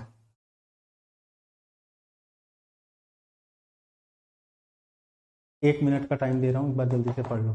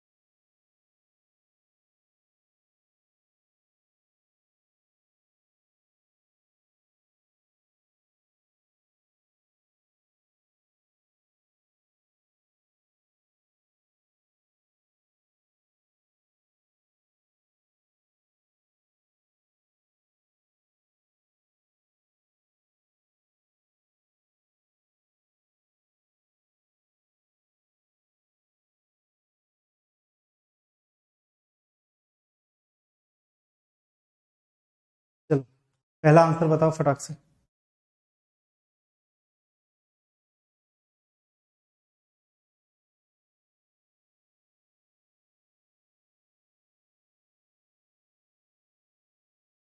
दूसरा बताओ।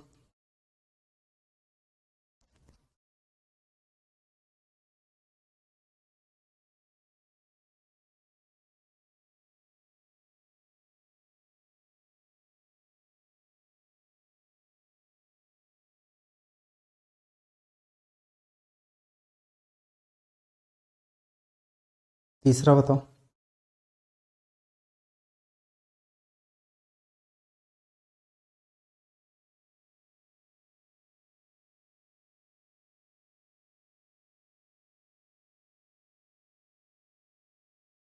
चौथा बताओ।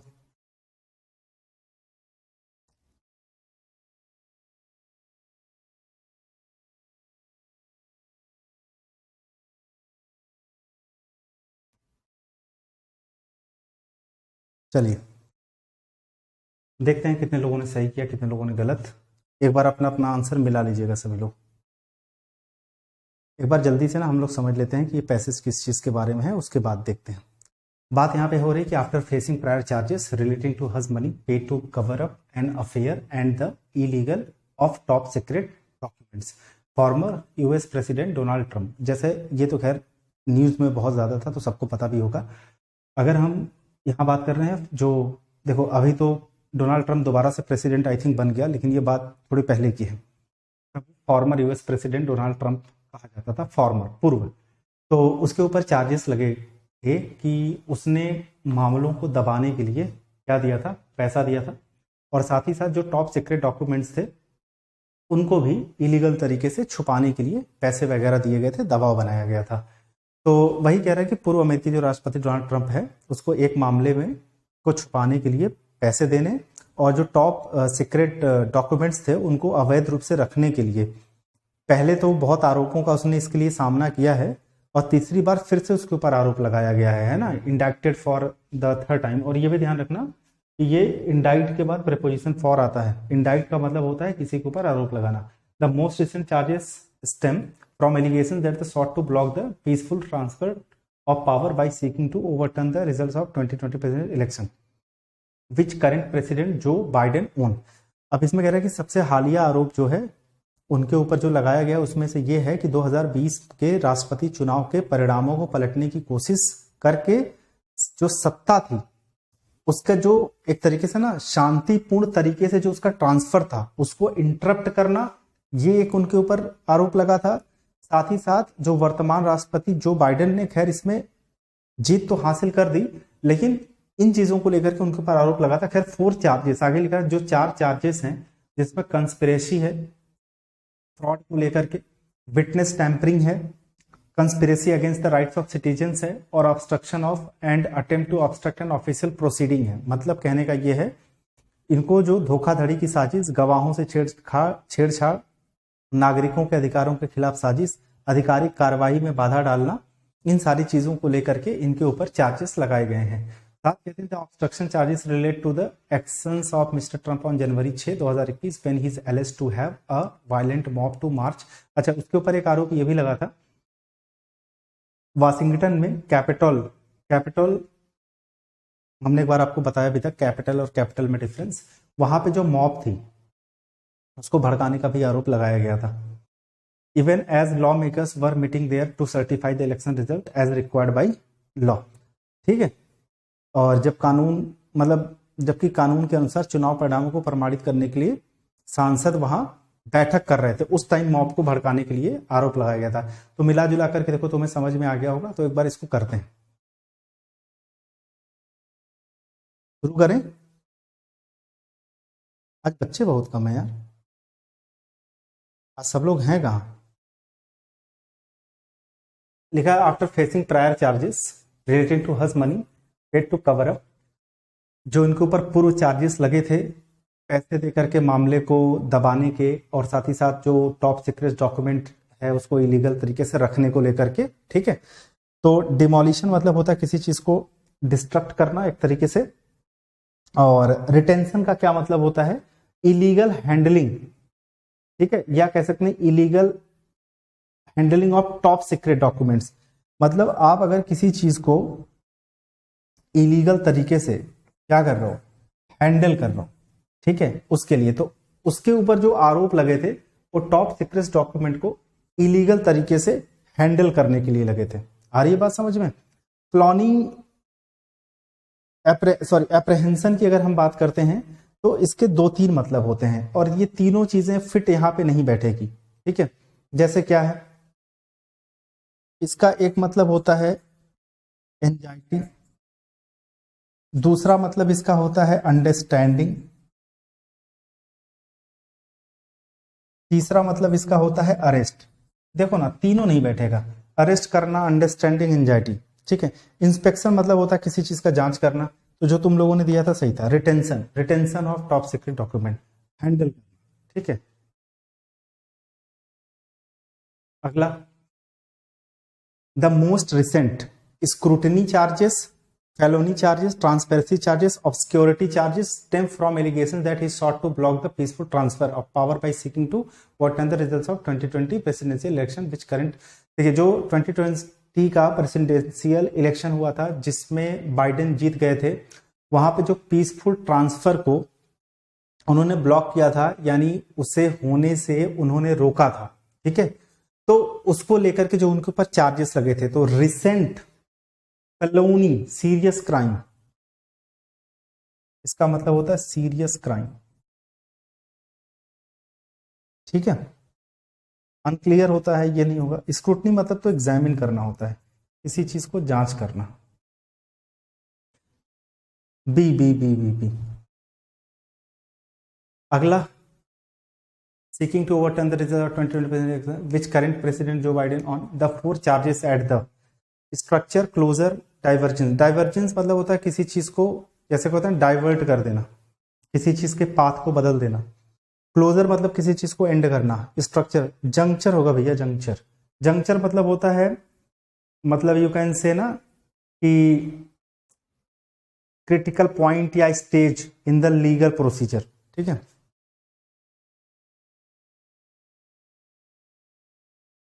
क्रिटिकल पॉइंट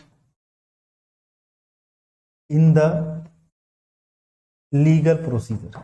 लीगल प्रोसीजर में जो आपका क्रिटिकल पॉइंट होता है उसको जंक्चर कहा जाता है, juncture. Critical point you can say, या फिर क्रिटिकल स्टेज आप बोल सकते हो, ठीक है। या आप प्रोसीडिंग्स लिखेंगे ज्यादा सही रहेगा, ये हटा दो, प्रोसीडिंग्स लिख लीजिए, प्रोसीडिंग्स। बाकी तो वैसे भी एलिमिनेट हो जाएगा सब। The obstruction charges related to the actions of Mr. Trump of January 6, 2021 when he is alleged to have involved, incited, unsettled। पूरा पढ़ना, ऐसे पढ़ के तो इन्वॉल्व लग रहा होगा, लेकिन आगे क्या दिया हुआ है, अ वायलेंट मॉब। उसने वायलेंट मॉब को, यानी मॉब इन द सेंस हिंसक भीड़ को उसने भड़काया था। इंसाइट मतलब होता है किसी को प्रोवोक करना कुछ करने के लिए। फेंस होगा नहीं, फेंस तो होता है इनक्लोज्ड एरिया, ऐसा कोई एरिया जो चारों तरफ से घिरा होता है, बंद होता है ना, तो हमारा बी हो जाएगा। पहले बताओ इतने में तुम लोगों ने सही कितना किया। अभी हम लोगों ने टोटल 16 क्वेश्चंस किए हैं जो कि पैसेज से रिलेटेड था। 1.5 घंटा लगा है हम लोगों को ये करने में। अब हम लोग शुरुआत करेंगे बाकी के क्वेश्चंस को।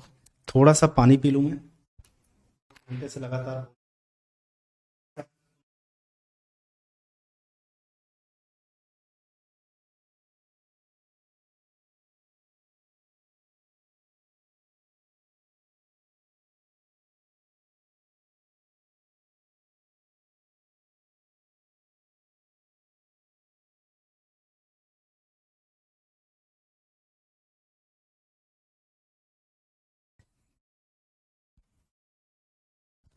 चौदह करेक्ट, 2 स्किप, बढ़िया है।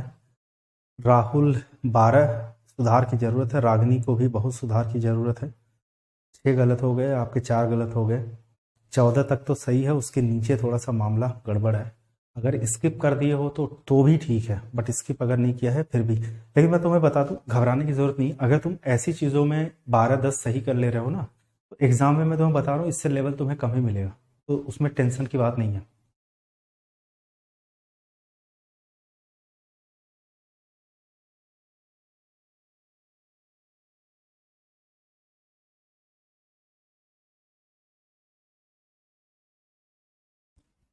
चलो अब यहाँ से फटाफट चीज़ों को करके ख़त्म करते हैं ना, 1 घंटे में बाकी चीज़ें ख़त्म हो जाएंगी। लिखा है कि इनडायरेक्ट फॉर्म बताना है। He said to the grocer what is price. पहले ये समझ लो, अगर यहाँ पे इज है तो हमें क्या बनाना है, इसका वाज, ठीक है। लेकिन ये भी तुम ध्यान रखना हमेशा, ये जो तुम्हारा रिपोर्टेड स्पीच है ये किस में है, तुमने कहा इंटरोगेटिव सेंटेंस है। अगर ये इंटरोगेटिव सेंटेंस में है तो ये किस में बनेगा, असर्टिव में बनेगा।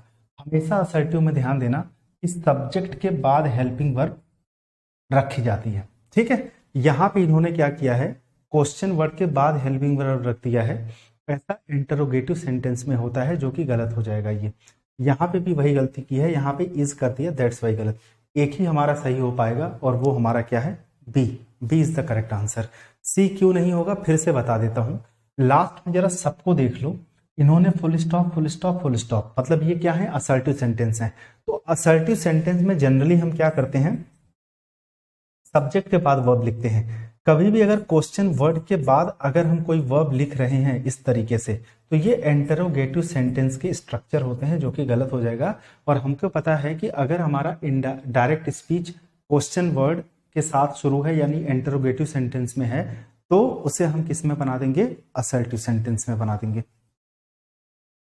डाउट हो तो पूछ लेना। Believe that God is in everything and that everything is God. जैसा कि मैंने आप लोगों को इसके बारे में अभी वन वर्ड सब्स्टिट्यूशन के अंदर पढ़ा रखा था, एक बार मुझे पहले बताइए, देखिए आप लोगों का रिवीजन हुआ है कि नहीं हुआ है, उसके बाद मैं बताता हूं। हाँ, B B B B is the correct answer. ये अभी मैंने आपको कल या परसों में ये पढ़ाया है, बी, हाँ सही है। मैंने आपको क्या बताया था कि गॉड, जो लोग ऐसा बिलीव करते हैं, ऐसा उनका बिलीफ होता है कि भगवान हर कण में है, ठीक है, in every particle of the universe, universe के हर पार्टिकल में, उससे पैंथिज्म कहते हैं, राइट। तो the absence of belief in God, the absence of belief in God, मतलब जो लोग भगवान में भरोसा नहीं करते हैं उनके लिए ये बोला जाता है। ये क्या होता है आपका, डाउट। एनिमिज्म की अगर अपन बात करते हैं तो ये क्या होता है, believe that everything has a spirit, ऐसा भरोसा, ऐसा बिलीव दैट एवरीथिंग, हर चीज में, चाहे वो प्लांट हो, चाहे वो एनिमल हो, हैज स्पिरिट, उसमें स्पिरिट है, और यू कैन से कॉन्शियसनेस है। तो अगर आप ऐसा मानते हो कि हर चीज में, हर चीज में, चाहे वो प्लांट हो, चाहे वो आपका एनिमल हो, चाहे वो कोई ऑब्जेक्ट ही क्यों ना हो, कोई भी चीज हो, अगर आप उसमें मानते हो उसमें कॉन्शियसनेस है, अगर उसमें स्पिरिट है, तो उसे हम लोग क्या बोलते हैं, एनिमिज्म बोलते हैं। डन, ये भी क्लियर है। चल, यहां पे ये हो जाएगा आंसर। यहां कहते हैं कि the historical records bear witness to the extermination of entire communities during the dark chapters of genocide, marking a profound loss and a grim reminder of humanity's capacity for destruction। पहले आप इसका answer बताइए, फिर मैं बताता हूं।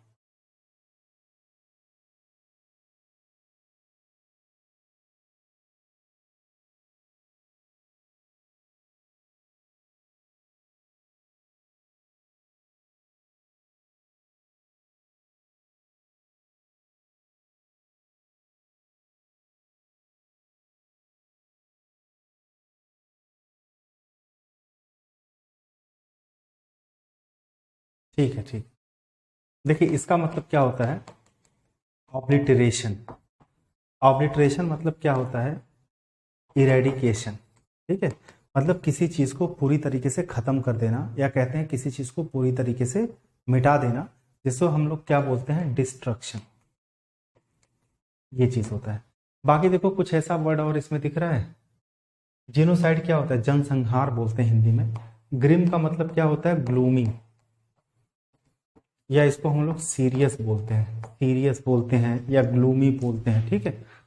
ये जो प्रोफाउंड है, प्रोफाउंड का मतलब क्या होता है, ऐसा इंसान जो स्कॉलर होता है, मतलब जो बहुत बुद्धिमान होता है ना, विजडम बोल सकते हैं हम लोग, ये चीज, मतलब you can say deep understanding about something, किसी चीज के बारे में गहन जानकारी होना, तो उसे बोला जाता है। खैर, अगर एक्सटर्मिनेशन का मतलब होता है ऑब्लिटरेशन, इरेडिकेशन या डिस्ट्रक्शन, तो एनिहिलेशन हो जाएगा। ये पार्सल एक वर्ड आप जानते होंगे, इसका मतलब होता है पक्षपात करना। इम्पार्सल जो वर्ड होता है, मतलब जो लोग पक्षपात नहीं करते, मतलब यू कैन से फेयरनेस, या आप कह सकते हो ऑनेस्टी, ईमानदारी, है ना।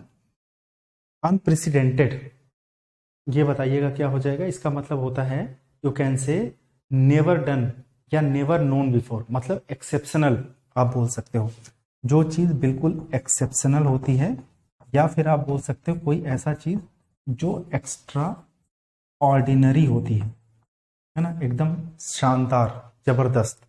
को इंसिडेंस मतलब चांस होता है, जैसे ना दो या दो से ज्यादा चीजें जब एक समय पर हो जाती हैं, जो कि अनएक्सपेक्टेड या अनप्लान्ड होता है, उसके लिए हम यूज करते हैं। One who loves books, scholar मतलब अभी आपको बताया, इसका मतलब प्रोफाउंड होता है, जो बहुत बुद्धिमान होते हैं उनके बारे में। बिब्लियोग्राफर की अगर बात करें तो who make list of books, ठीक है, who makes lists of books, जो बुक्स वगैरह की लिस्ट्स बनाता है ना, उसे कहते हैं। टीचर जानते हैं बिब्लियोफाइल क्या होता है? जो किताब का बहुत बड़ा प्रेमी होता है, a person who loves books. Bibliophile, बिब्लियोग्राफर।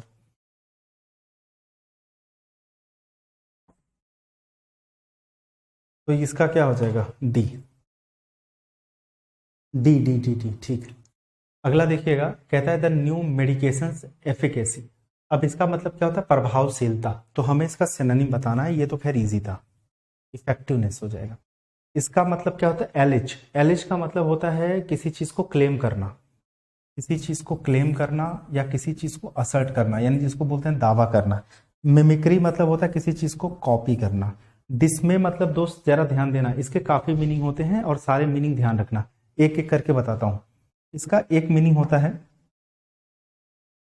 Stock, जैसे किसी चीज को आपने देखा या सुना, आप क्या हो गए? शॉक हो गए, सरप्राइज हो गए, ठीक है। एक तो ये होता है। एक इसका मतलब होता है एंजाइटी, यानी किसी चीज को लेकर के चिंतित होना, वरी होना। तो जनरली होता है क्या है एग्जामिनेशन में ना, वो किसी भी कॉन्टेक्स्ट में चीजें पूछ सकता है। हो सकता है इसको लेकर के शॉक दे दे, सरप्राइज दे दे, ये ना दे तो हो सकता है इसको लेकर के एंजाइटी दे दे, या फिर वरी भी दिया जा सकता है, ठीक है। एंजाइटी दे दे या वरी दिया जा सकता है, ये भी हो सकता है। अगर मान लीजिए ये चीज नहीं देता है तो क्या दे देगा? जैसे मान लीजिए किसी चीज को लेकर के आप अपसेट हो, ठीक है, ये वर्ड दे देता है, अपसेट दे देगा। या फिर अपसेट के साथ हो सकता है डिस्ट्रेस वर्ड दे दे, ये भी। आजकल एसएससी के अंदर इस तरीके से बहुत सारी चीजें पूछी जा रही हैं। चौथा नंबर दे सकता है, मान लो अगर ये नहीं दिया तो सफरिंग दे सकता है, सफरिंग, पेन, अगोनी यानी दुख, तकलीफ। तो देखो हमने कितना चीज देखा। हमने एक देखा feeling of shock, feeling of surprise. दूसरा मीनिंग देखा एंजाइटी या वरी, किसी चीज को लेकर के चिंतित होना, या अपसेट या डिस्ट्रेस दे सकता है। चौथा दर्द, तकलीफ यानी अगोनी, पेन, सफरिंग। तो ये चीजें आपको ध्यान रखनी पड़ेगी, ठीक है। बाकी आंसर तो हम लोगों ने कर ही दिया, चौथा होता है। अगला देखिए, ओके, ये क्वेश्चन देखिएगा हमारे सामने ABCD दिया गया है। तो सबसे पहले हम एक काम करते हैं, ऑप्शन में देखते हैं। तो ए दिया है, ए से शुरू होगा, फिर ऑप्शन में एक जगह बी है, एक जगह सी है, और एक जगह डी है। ये एक बार है, ये भी एक बार है, बी 2 बार दिया है। तो खैर हम ऐसा नहीं कह सकते हैं कि ऑप्शन में इतना तो हमें पता चल गया, BCD में से तीनों में से कुछ भी आ सकता है। बस हम बी को देख रहे हैं 2 बार आया, तो हम एक बार ये कोशिश करेंगे कि इसको पढ़ लें।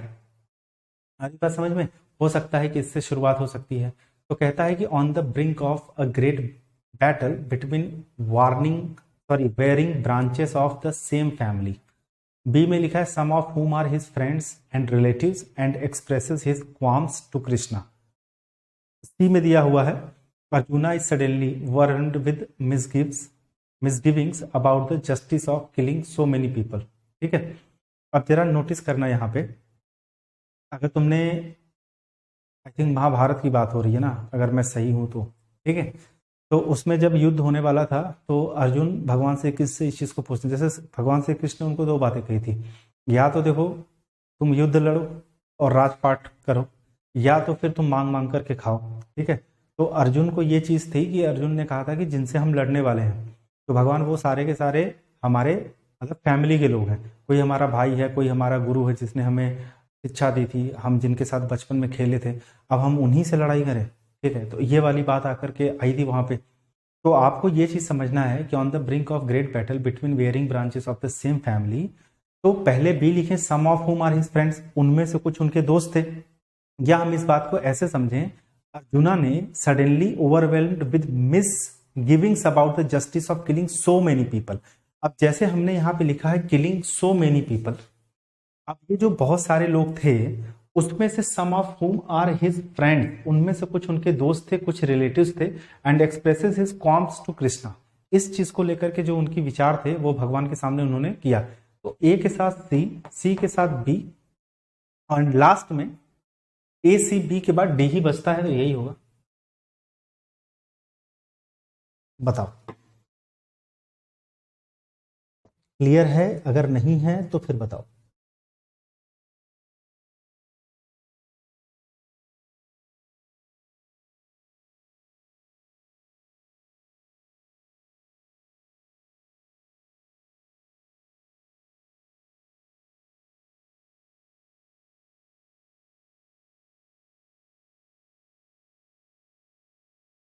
पक्का ना? भाई कोई कंफ्यूजन हो तो पूछ लेना, शर्माना नहीं, मैं ये बार बार तुम लोगों से बता रहा हूं। अगला कहता है कि in addition seizing the city that bore, ये सब नहीं पढ़ेंगे, पहले ऑप्शन में आ जाते हैं। ऑप्शन में हर जगह ए है, फिर देखा जाए तो ऑप्शन में ए के बाद एक जगह बी है, एक जगह डी है, और एक जगह सी है।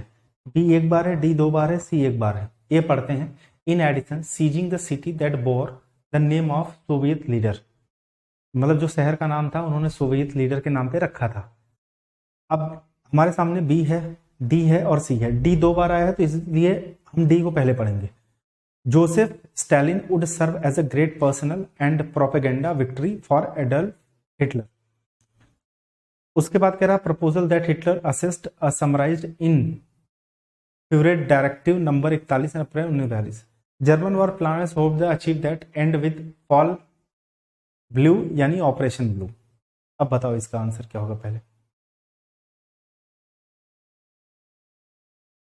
ध्यान से समझ के तब बताना।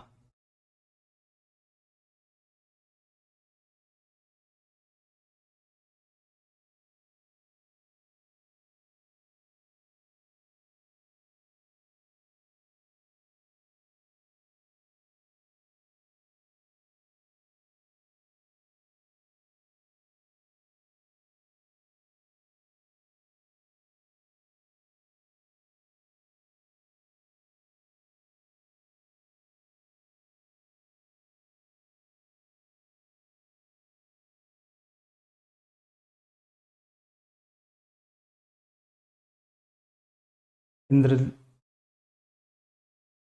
इंद्रनील सरकार बता रहे हैं दो होगा, अंकुर बता रहे हैं सी होगा, हरिओम बता रहे हैं बी होगा, स्वपन बता रहे हैं बी होगा, रागनी बता रही हैं बी होगा। मतलब कुछ लोग कह रहे हैं एडीबीसी होगा, एक जन बता रहे हैं एडीसी भी होगा। ठीक है, मतलब बी और सी यही आपके बीच में है। चलो देखते हैं क्या हो सकता है। पहले इस बात को थोड़ा समझने की कोशिश करते हैं। ठीक है, जब हम ए को पढ़ते हैं तो ए क्या कहता है हमसे कि इन एडिशन, खैर शुरुआत इसी से होगा लेकिन पढ़ के समझना पड़ेगा। Seizing the city that bore the name of Soviet leader, यानी इसके अलावा उस शहर पर कब्जा करना जिसने सोवियत नेता का नाम रखा था। ठीक है, उसने बोला, इससे हमें यही पता चल रहा है, इसके अलावा उस शहर पर कब्जा करना जिसने सोवियत लीडर का नाम रखा था। उसके बाद हम ऑप्शन में आते हैं तो हमारे सामने बीडीसी तीनों है, लेकिन डी दो बार है तो हम इसलिए इसको पहले पढ़ रहे हैं। तो यहां से हमें यह पता चलता है कि जोसेफ स्टालिन एडोल्फ हिटलर के लिए एक बड़ा व्यक्तिगत और मतलब जो ये विजय थी ना वो पर्सनल थी, और वही उसका विक्ट्री का प्रोपेगेंडा था। तो अगर हम डी की बात करें ना तो ये बताता है कि जो हिटलर है के लिए ये जो जीत थी वो महत्वपूर्ण थी। राइट, तो यहां कब्जा करने की अपन बात कर रहे हैं। ठीक है, और फिर बता रहा है कि यही जो जीत थी, ये जो कब्जा थी, ये उसके लिए बहुत ज्यादा इंपॉर्टेंट थी। तो अगर हम यहाँ बात कर रहे हैं कि जो जीत है ये उसके लिए बहुत ज्यादा इंपॉर्टेंट था, महत्वपूर्ण था, तो हम किस जीत की बात कर रहे हैं? तो ऑब्वियस सी बात है हम ए को ही कनेक्ट करेंगे। ठीक है, क्योंकि यहीं पे कह रहा है कि उस शहर पर कब्जा करना जिसने सोवियत नेता का नाम रखा था। उसके बाद अगर हम बात कर रहे हैं डी की, तो वो उसी जीत के बारे में बात कर रहा है, यानी ए के साथ डी। अब मुश्किल यहां पे देखो, सुन लेना पहले पूरी बात को। अब बीसी लिखें या सीबी लिखें, इस बात को थोड़ा समझते हैं। ठीक है, कुछ लोगों ने कहा सीबी होगा, कुछ लोगों ने कहा बीसी होगा। अब अगर हम एक बार बी को पढ़ते हैं तो कह रहा है कि जो German war planners hope to achieve that end with operation blue कह सकते हैं। तो ये कहना क्या चाहता है, बी के अंदर जर्मन युद्ध को योजना बनाने वालों का जो उद्देश्य था वो था, मतलब एक तरीके से जर्मन युद्ध जितने भी प्लानर्स थे ने उस उद्देश्य को ऑपरेशन ब्लू के साथ आशा की थी कि मतलब उसको अचीव करने की उन्होंने आशा की थी, और वो जो ऑपरेशन था उसको उन्होंने ऑपरेशन ब्लू बोला था, फॉल ब्लू या ऑपरेशन ब्लू बोला था। ठीक है, ये बी के अंदर था। उसके बाद इन्होंने सी में बोला एक प्रस्ताव जिसे हिटलर ने 5 अप्रैल 1942 को मतलब वो किया था, एक तरीके से एसेस किया था, इवेल्युएट किया था वो चीज। तो मेरे हिसाब से अगर इसमें देखा जाए तो हम ए के साथ डी तो बनाएंगे ही बनाएंगे किसी भी हाल में, क्योंकि वो तो पेयर बन ही रहा है। ठीक है, उसके साथ हम बी और बी के साथ सी लिखेंगे, क्योंकि सबसे पहले आप ना किसी भी चीज को अचीव करने के लिए क्या बनाते हो, प्लान बनाते हो, फिर बाद में उसका एग्जीक्यूशन करते हो या असेसमेंट करते हो उस प्रपोजल का। मतलब कोई भी अगर आप कोई ऑपरेशन कर रहे हो तो उस ऑपरेशन को लेकर के आप प्रपोजल बनाते हो, प्रपोजल बनाने के बाद उसको इवेलुएट करते हो। तो बी के साथ सी का पेयर होना चाहिए, यानी ए डी बी सी। अब बताओ, क्योंकि बी वाले में इन्होंने क्या किया था, बी वाले में अगर हम लोग बात करें तो उन्होंने उसमें जो भी नाम था, ठीक है, मतलब ऑपरेशन का नाम था और जो उनका प्लान था उसको उन्होंने बारे में बताया, और लास्ट में उन्होंने जो तारीख था और जो उनका इंस्ट्रक्शन था उस चीज से उन्होंने कनेक्ट किया। डन। नेक्स्ट में देखते हैं, अगला कहते हैं कि सेंटेंस इंप्रूवमेंट का क्वेश्चन है, courage is an inner fortress which no enemy can ever destruction. देखो भैया सबको ये चीज पता है, अगर हम यहाँ पे बात कर रहे हैं कैन की, ठीक है, जो कि नो एनिमी इसका सब्जेक्ट है, ये मॉडल वर्ब है, ये एडवर्ब है, और मॉडल वर्ब के बाद वर्ब की पहली फॉर्म चाहिए, डिस्ट्रक्शन नाउन होता है, तो नाउन तो लगा नहीं पाएंगे। अगर हम यहाँ पे डिस्ट्रॉय लगा दें तो सही हो जाएगा, ये वर्ब होती है, एक ही सही हो पाएगा हमारा डी। अगला देखिएगा, the Metamorphosis of the caterpillar into butterfly. Okay, मतलब यहाँ पे कैटरपिलर का बटरफ्लाई के अंदर जो कन्वर्जन की बात हो रही है, बदलने की बात हो रही है, is one of nature's most fascinating process. कह रहा है कि कैटरपिलर का बटरफ्लाई के अंदर जो रूपांतरण होता है, जो बदलाव होता है, ये नेचर का एक बहुत ही फैसिनेटिंग प्रोसेस होता है, बहुत ही आकर्षक जो है प्रक्रिया होती है।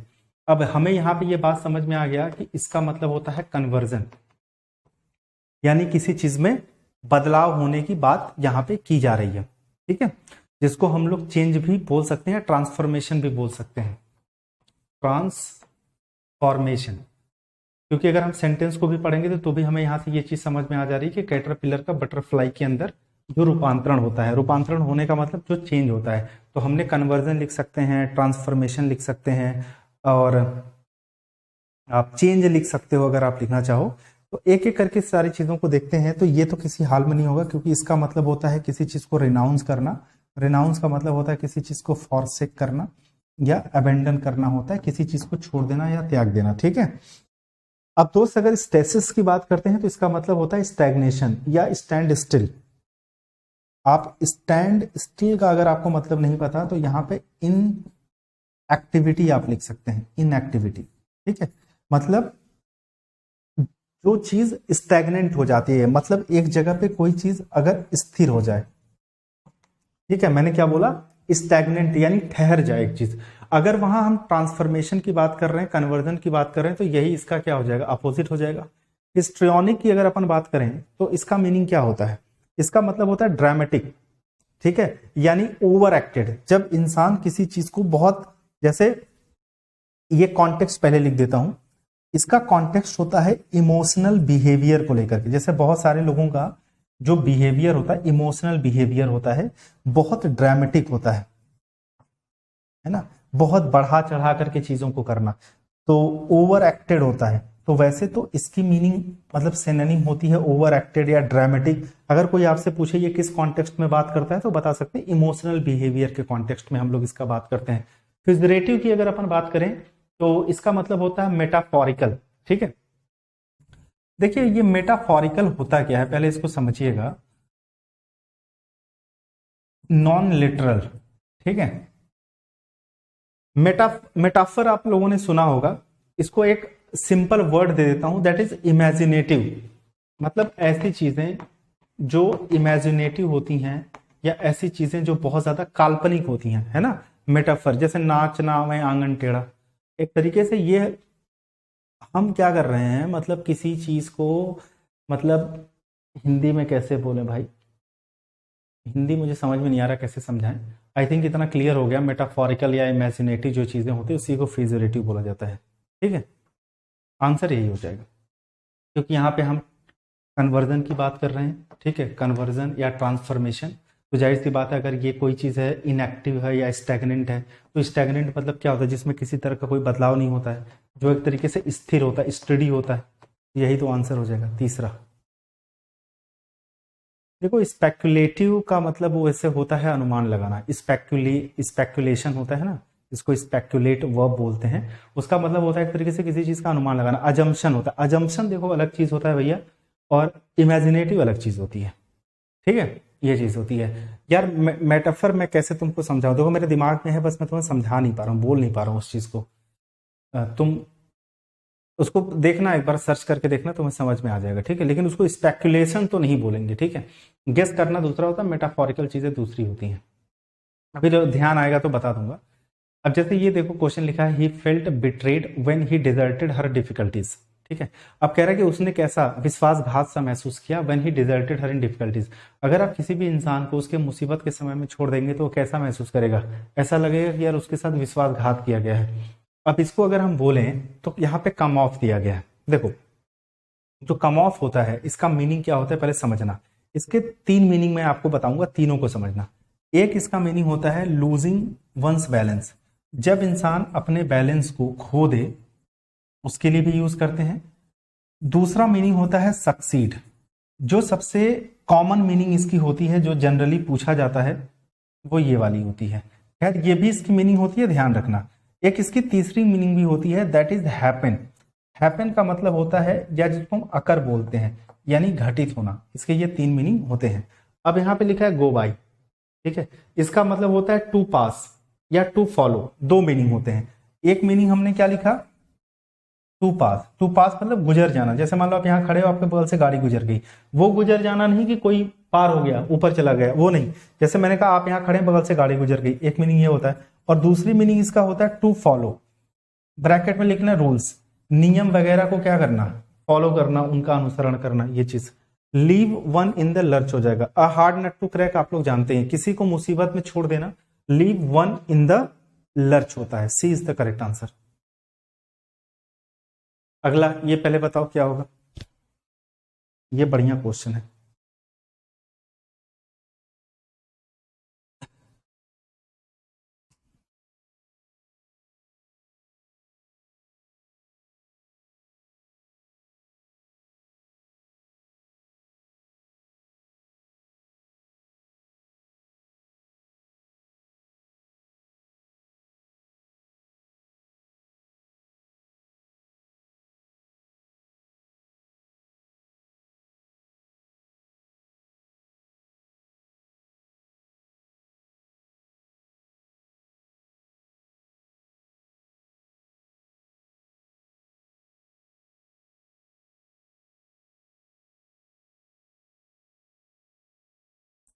हरिओम बता रहा सी होगा, रागनी बता रही ये होगा, ठीक है। इसमें दो गलतियां मुझे भी लग रही हैं, ठीक है। चलो सी समझ लेते हैं, हो सकता है इसमें दो गलतियां हो। जैसे हमने कहा for years,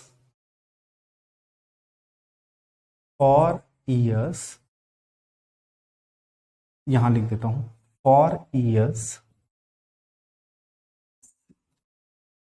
he working on this project. बताओ मुझे पहले इसकी इसका एरर बता दो, फिर आगे बढ़ते हैं। लिखा है फॉर ईयर्स मतलब सालों से वह उस प्रोजेक्ट पर काम कर रहा है, या इस प्रोजेक्ट पर काम कर रहा है।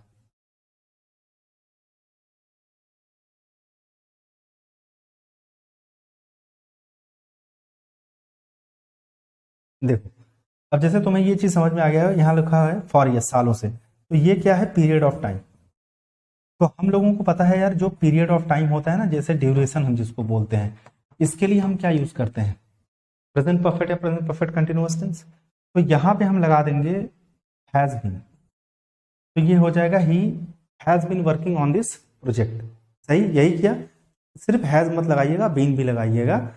आप जाकर के पढ़ लीजिएगा, ये चीज हमने पढ़ाई है, क्योंकि वैसे भी तो हैज के बाद तो वर्ब की थर्ड फॉर्म आनी है ना, बीन तो लगेगा ही लगेगा।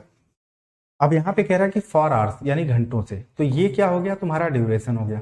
इसके लिए हमको यूज क्या करना पड़ेगा, the secretary has been ignoring. एक तो ये साफ साफ दिख रहा था, मतलब मेजर जो एरर है इसमें यही है कि has been ignoring them hoping that the couple would. अब अच्छा, लड़का ऐसे भी समझ सकता है कि अगर आपने यहाँ पे वुड लिखा है, यहाँ पे आपने बी लिखा है, तो the couple would finally be, discourage नहीं होगा, यहाँ पे तो डिस्करेज लिखना पड़ेगा।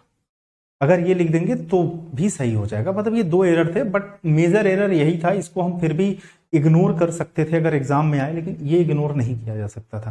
तो ए इज द करेक्ट आंसर। लिखा है इट्स टाइम। अच्छा हाँ, देखो मुझे वो चीज याद आ गई। हाँ, अब थोड़ा सा इसको मैं समझा पाऊंगा। ये जो मेटाफोरिकल या नॉन लिटरल या इमेजिनेटिव था ना, जैसे ऐसे समझो, जैसे मान लो इसमें कोई लड़का है, मैंने नाम ले लिया राहुल, मैंने कहा राहुल का दिल सोने का है। अच्छा मुझे ये बताओ, राहुल का दिल सोने का है, हार्ट ऑफ गोल्ड, तो क्या राहुल का दिल वाकई में सोने का है? नहीं है ना। तो मतलब ये जो हमने बोला कि दिल सोने का है ना, इसी को हम क्या बोलते हैं, मेटाफर। ठीक है, यही होता है नॉन लिटरल इमेजिनेटिव। अब मुझे लग रहा है ये समझ में आ गया होगा, बाकी आगे बढ़ते हैं। And the quarrel and make peace, ठीक है, ये तो खैर सबको पता होगा। ब्यूरी द हेड चैट होता है, मतलब लड़ाई झगड़ा जो आपस में है उसको खत्म कर दीजिए और फिर से दोस्त बन जाइए। बाकी चीजें मैं बता देता हूं, ठीक है। जो फेबियन पॉलिसी होता है, इसका मतलब कॉशस ग्रेजुअल अप्रोच होता है। कॉशस, कॉशस का मतलब देखिए होता है किसी चीज को लेकर के अटेंटिव होना, सावधान होना। ग्रेजुअल अप्रोच, ग्रेजुअल मतलब क्या होता है दोस्त, स्लो,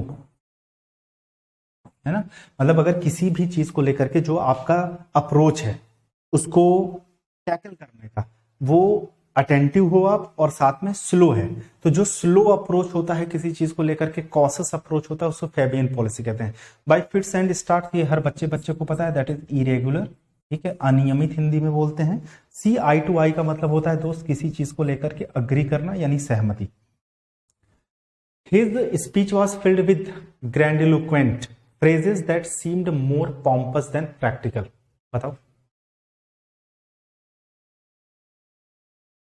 ये आंसर बताना। ग्रैंडिलो ग्रैंडिलोक्वेंट का मतलब क्या होगा?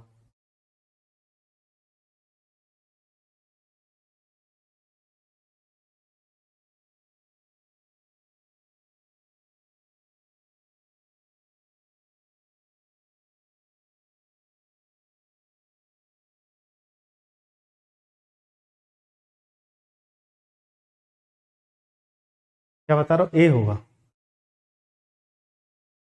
सही में।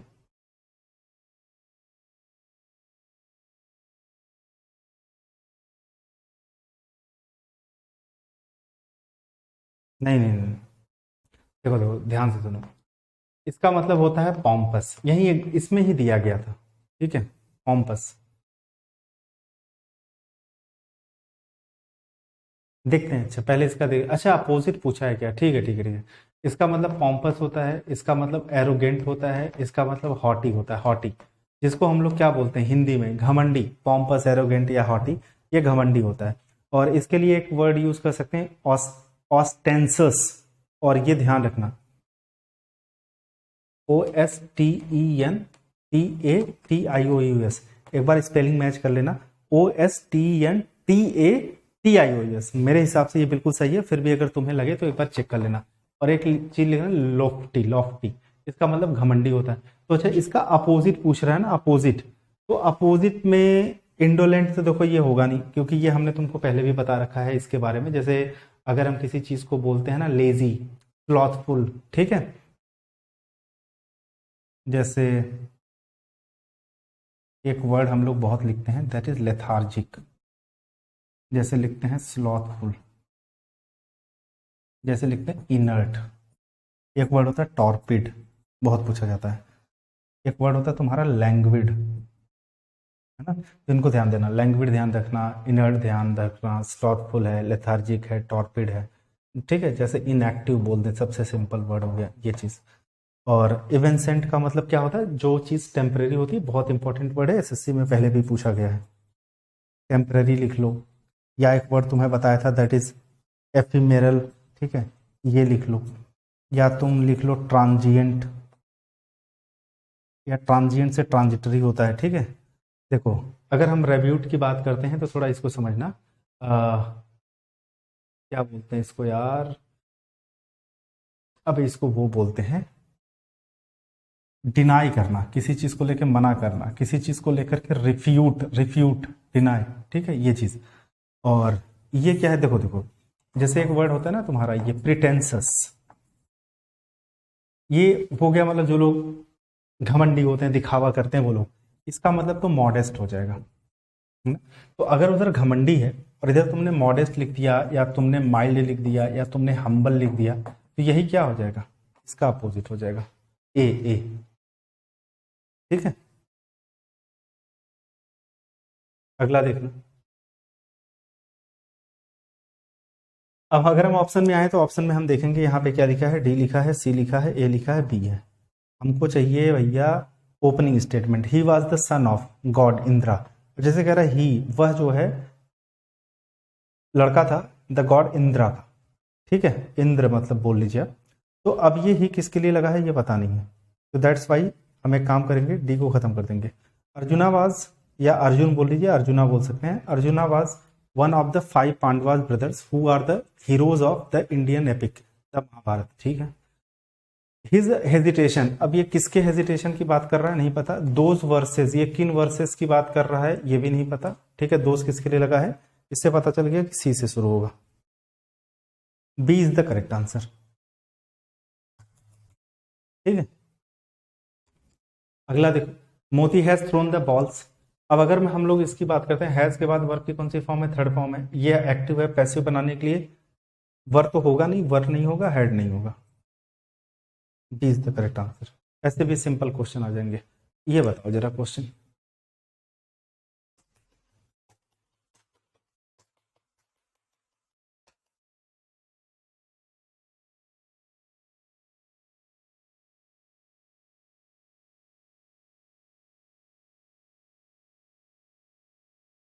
2 घंटे हो जाता है तो अपने आप बंद हो जाता है ये।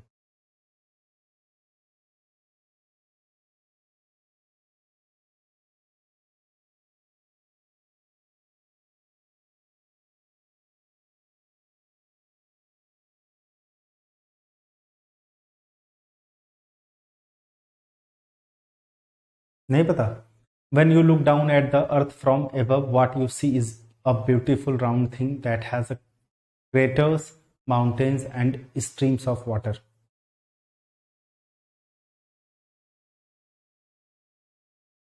देखो मैं तुम्हें एक बात बताऊं, अगर तुम मेरे हिसाब से पूछोगे तो इसमें गलती है भी या नहीं भी है, ठीक है, बट मेरे हिसाब से मत चलो, तुम्हें एसएससी के हिसाब से चलना है। और एसएससी अगर ऐसे क्वेश्चन देती है तो होता क्या है, एक्चुअली में क्या होता है, लुक एट समवन होता है, या लुक एट समथिंग होता है, ठीक है।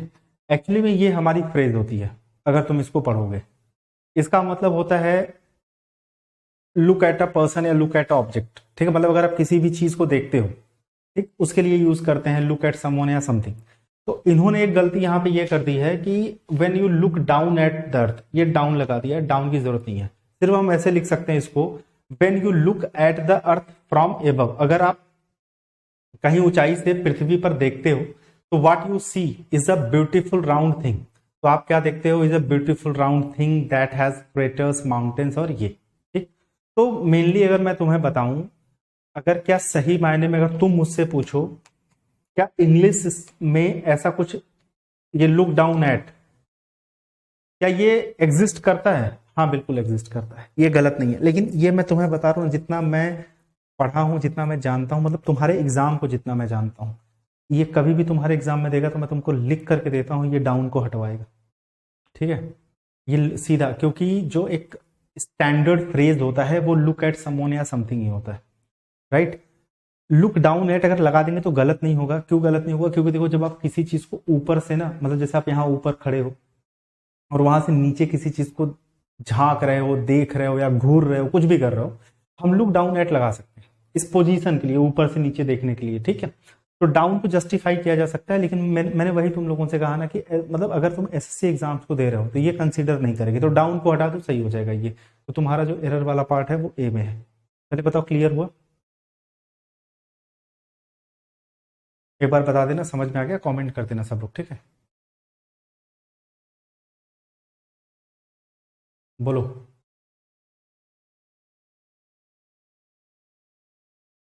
अगला देखना, there was no one from America between the many tourist in the train. देखा, there was no one from America, हम सबको देखो पता है कि यहाँ लिखा है द मेनी टूरिस्ट, तो बिटवीन नहीं होगा, यहाँ पे एमंग लिख देंगे, दो से ज्यादा के लिए। अगला ये जरा देखो, ऑप्शन में देखो ए डी ए दिया है, डी दिया है, डी 2 बार है, ए 2 बार है, ना तो बी है ना तो सी है, इससे शुरू नहीं होगा। There is a general believe that this medicine, अब यहाँ पे लिख दिया ये सारी मेडिसिन, कौन सी मेडिसिन पता नहीं, हर्बल मेडिसिन से शुरू हो जाएगा, इसको काट दिया डी से शुरू। एक जगह डी के बाद ए है, एक जगह, अच्छा दोनों जगह डी के बाद ए है, तो ये पक्का हो गया डी के बाद ए ही आएगा कि there is a general believe that this medicine heal element safely, मतलब ये जो रोग होता है उसको अच्छे तरीके से हील कर लेती है, डी ए। अब डी ए के बाद सी बी होगा या बी सी हो जाएगा, है ना। तो वहां पे कहता है कि the safe healing is actually what which doesn't have any side effect, positive healing without any unwanted effect on the body drives the trend. ये देखो अच्छा बना दिया यहाँ पे आकर के, तो तुम्हारे हिसाब से क्या होना चाहिए?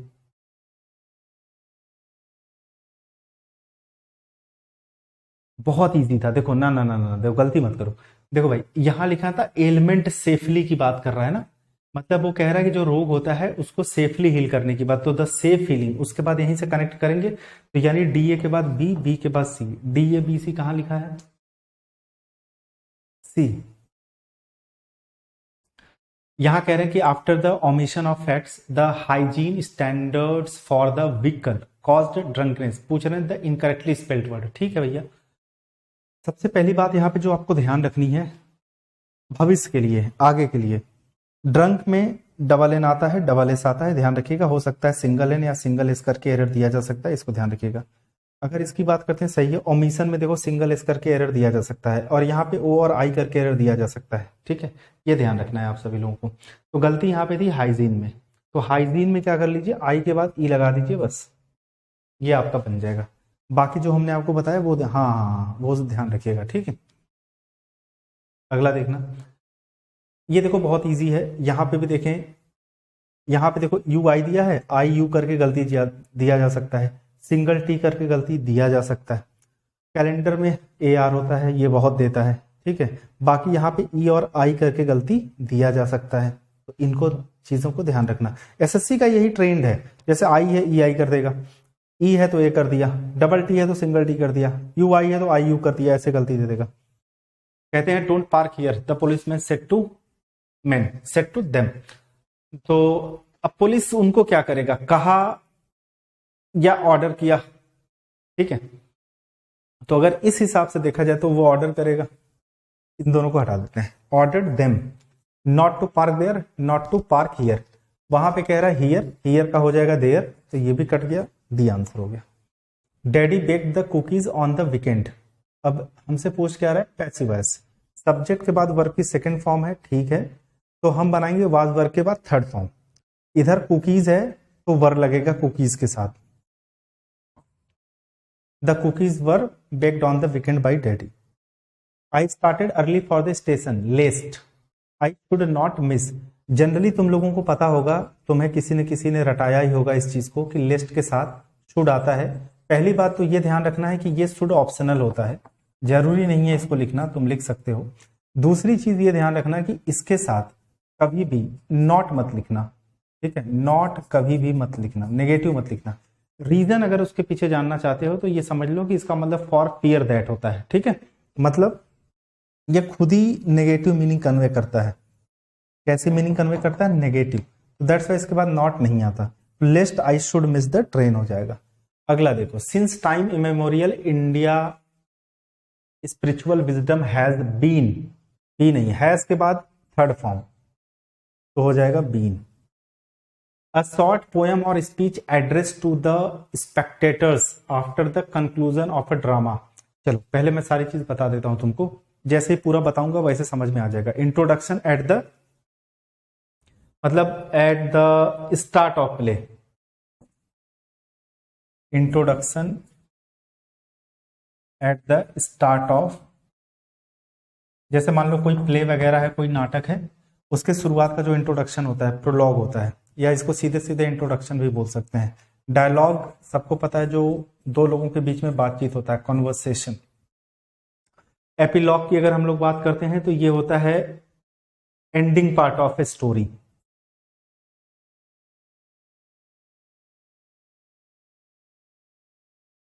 स्टोरी की एंडिंग पार्ट। मोनोलॉग अगर हम बात करें तो long speech by one person.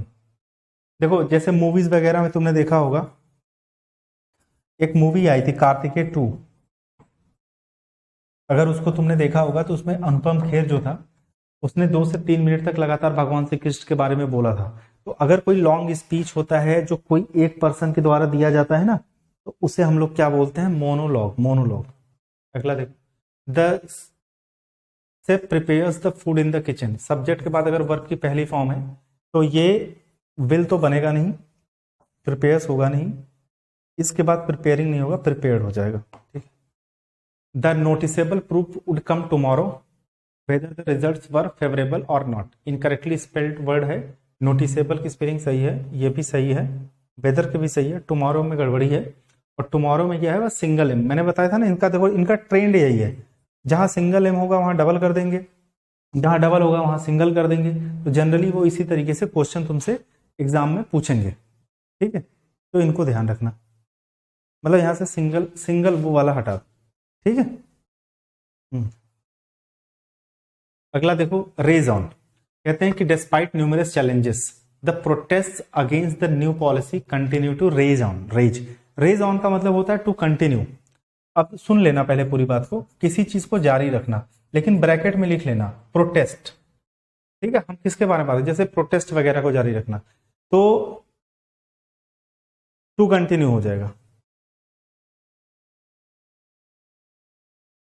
To continue, to continue. ये बताओ, लंबा चौड़ा है लेकिन हमने इतना पढ़ा रखा है तुम लोगों को।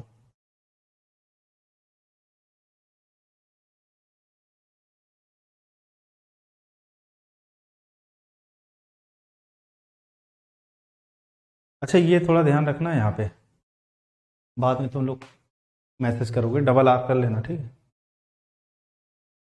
देखो इसको तुम्हें किस में बना, इनडायरेक्ट फॉर्म में बनाना था ना, बस इसको देख लो तुम लोग। वाज, वाज को वाज में तो रखेंगे नहीं, इसको हटा दो, वर में नहीं रखेंगे, हैड बीन में बना देंगे। I was in charge of the production unit at previous office. ठीक है, हाँ जी, D is the correct answer.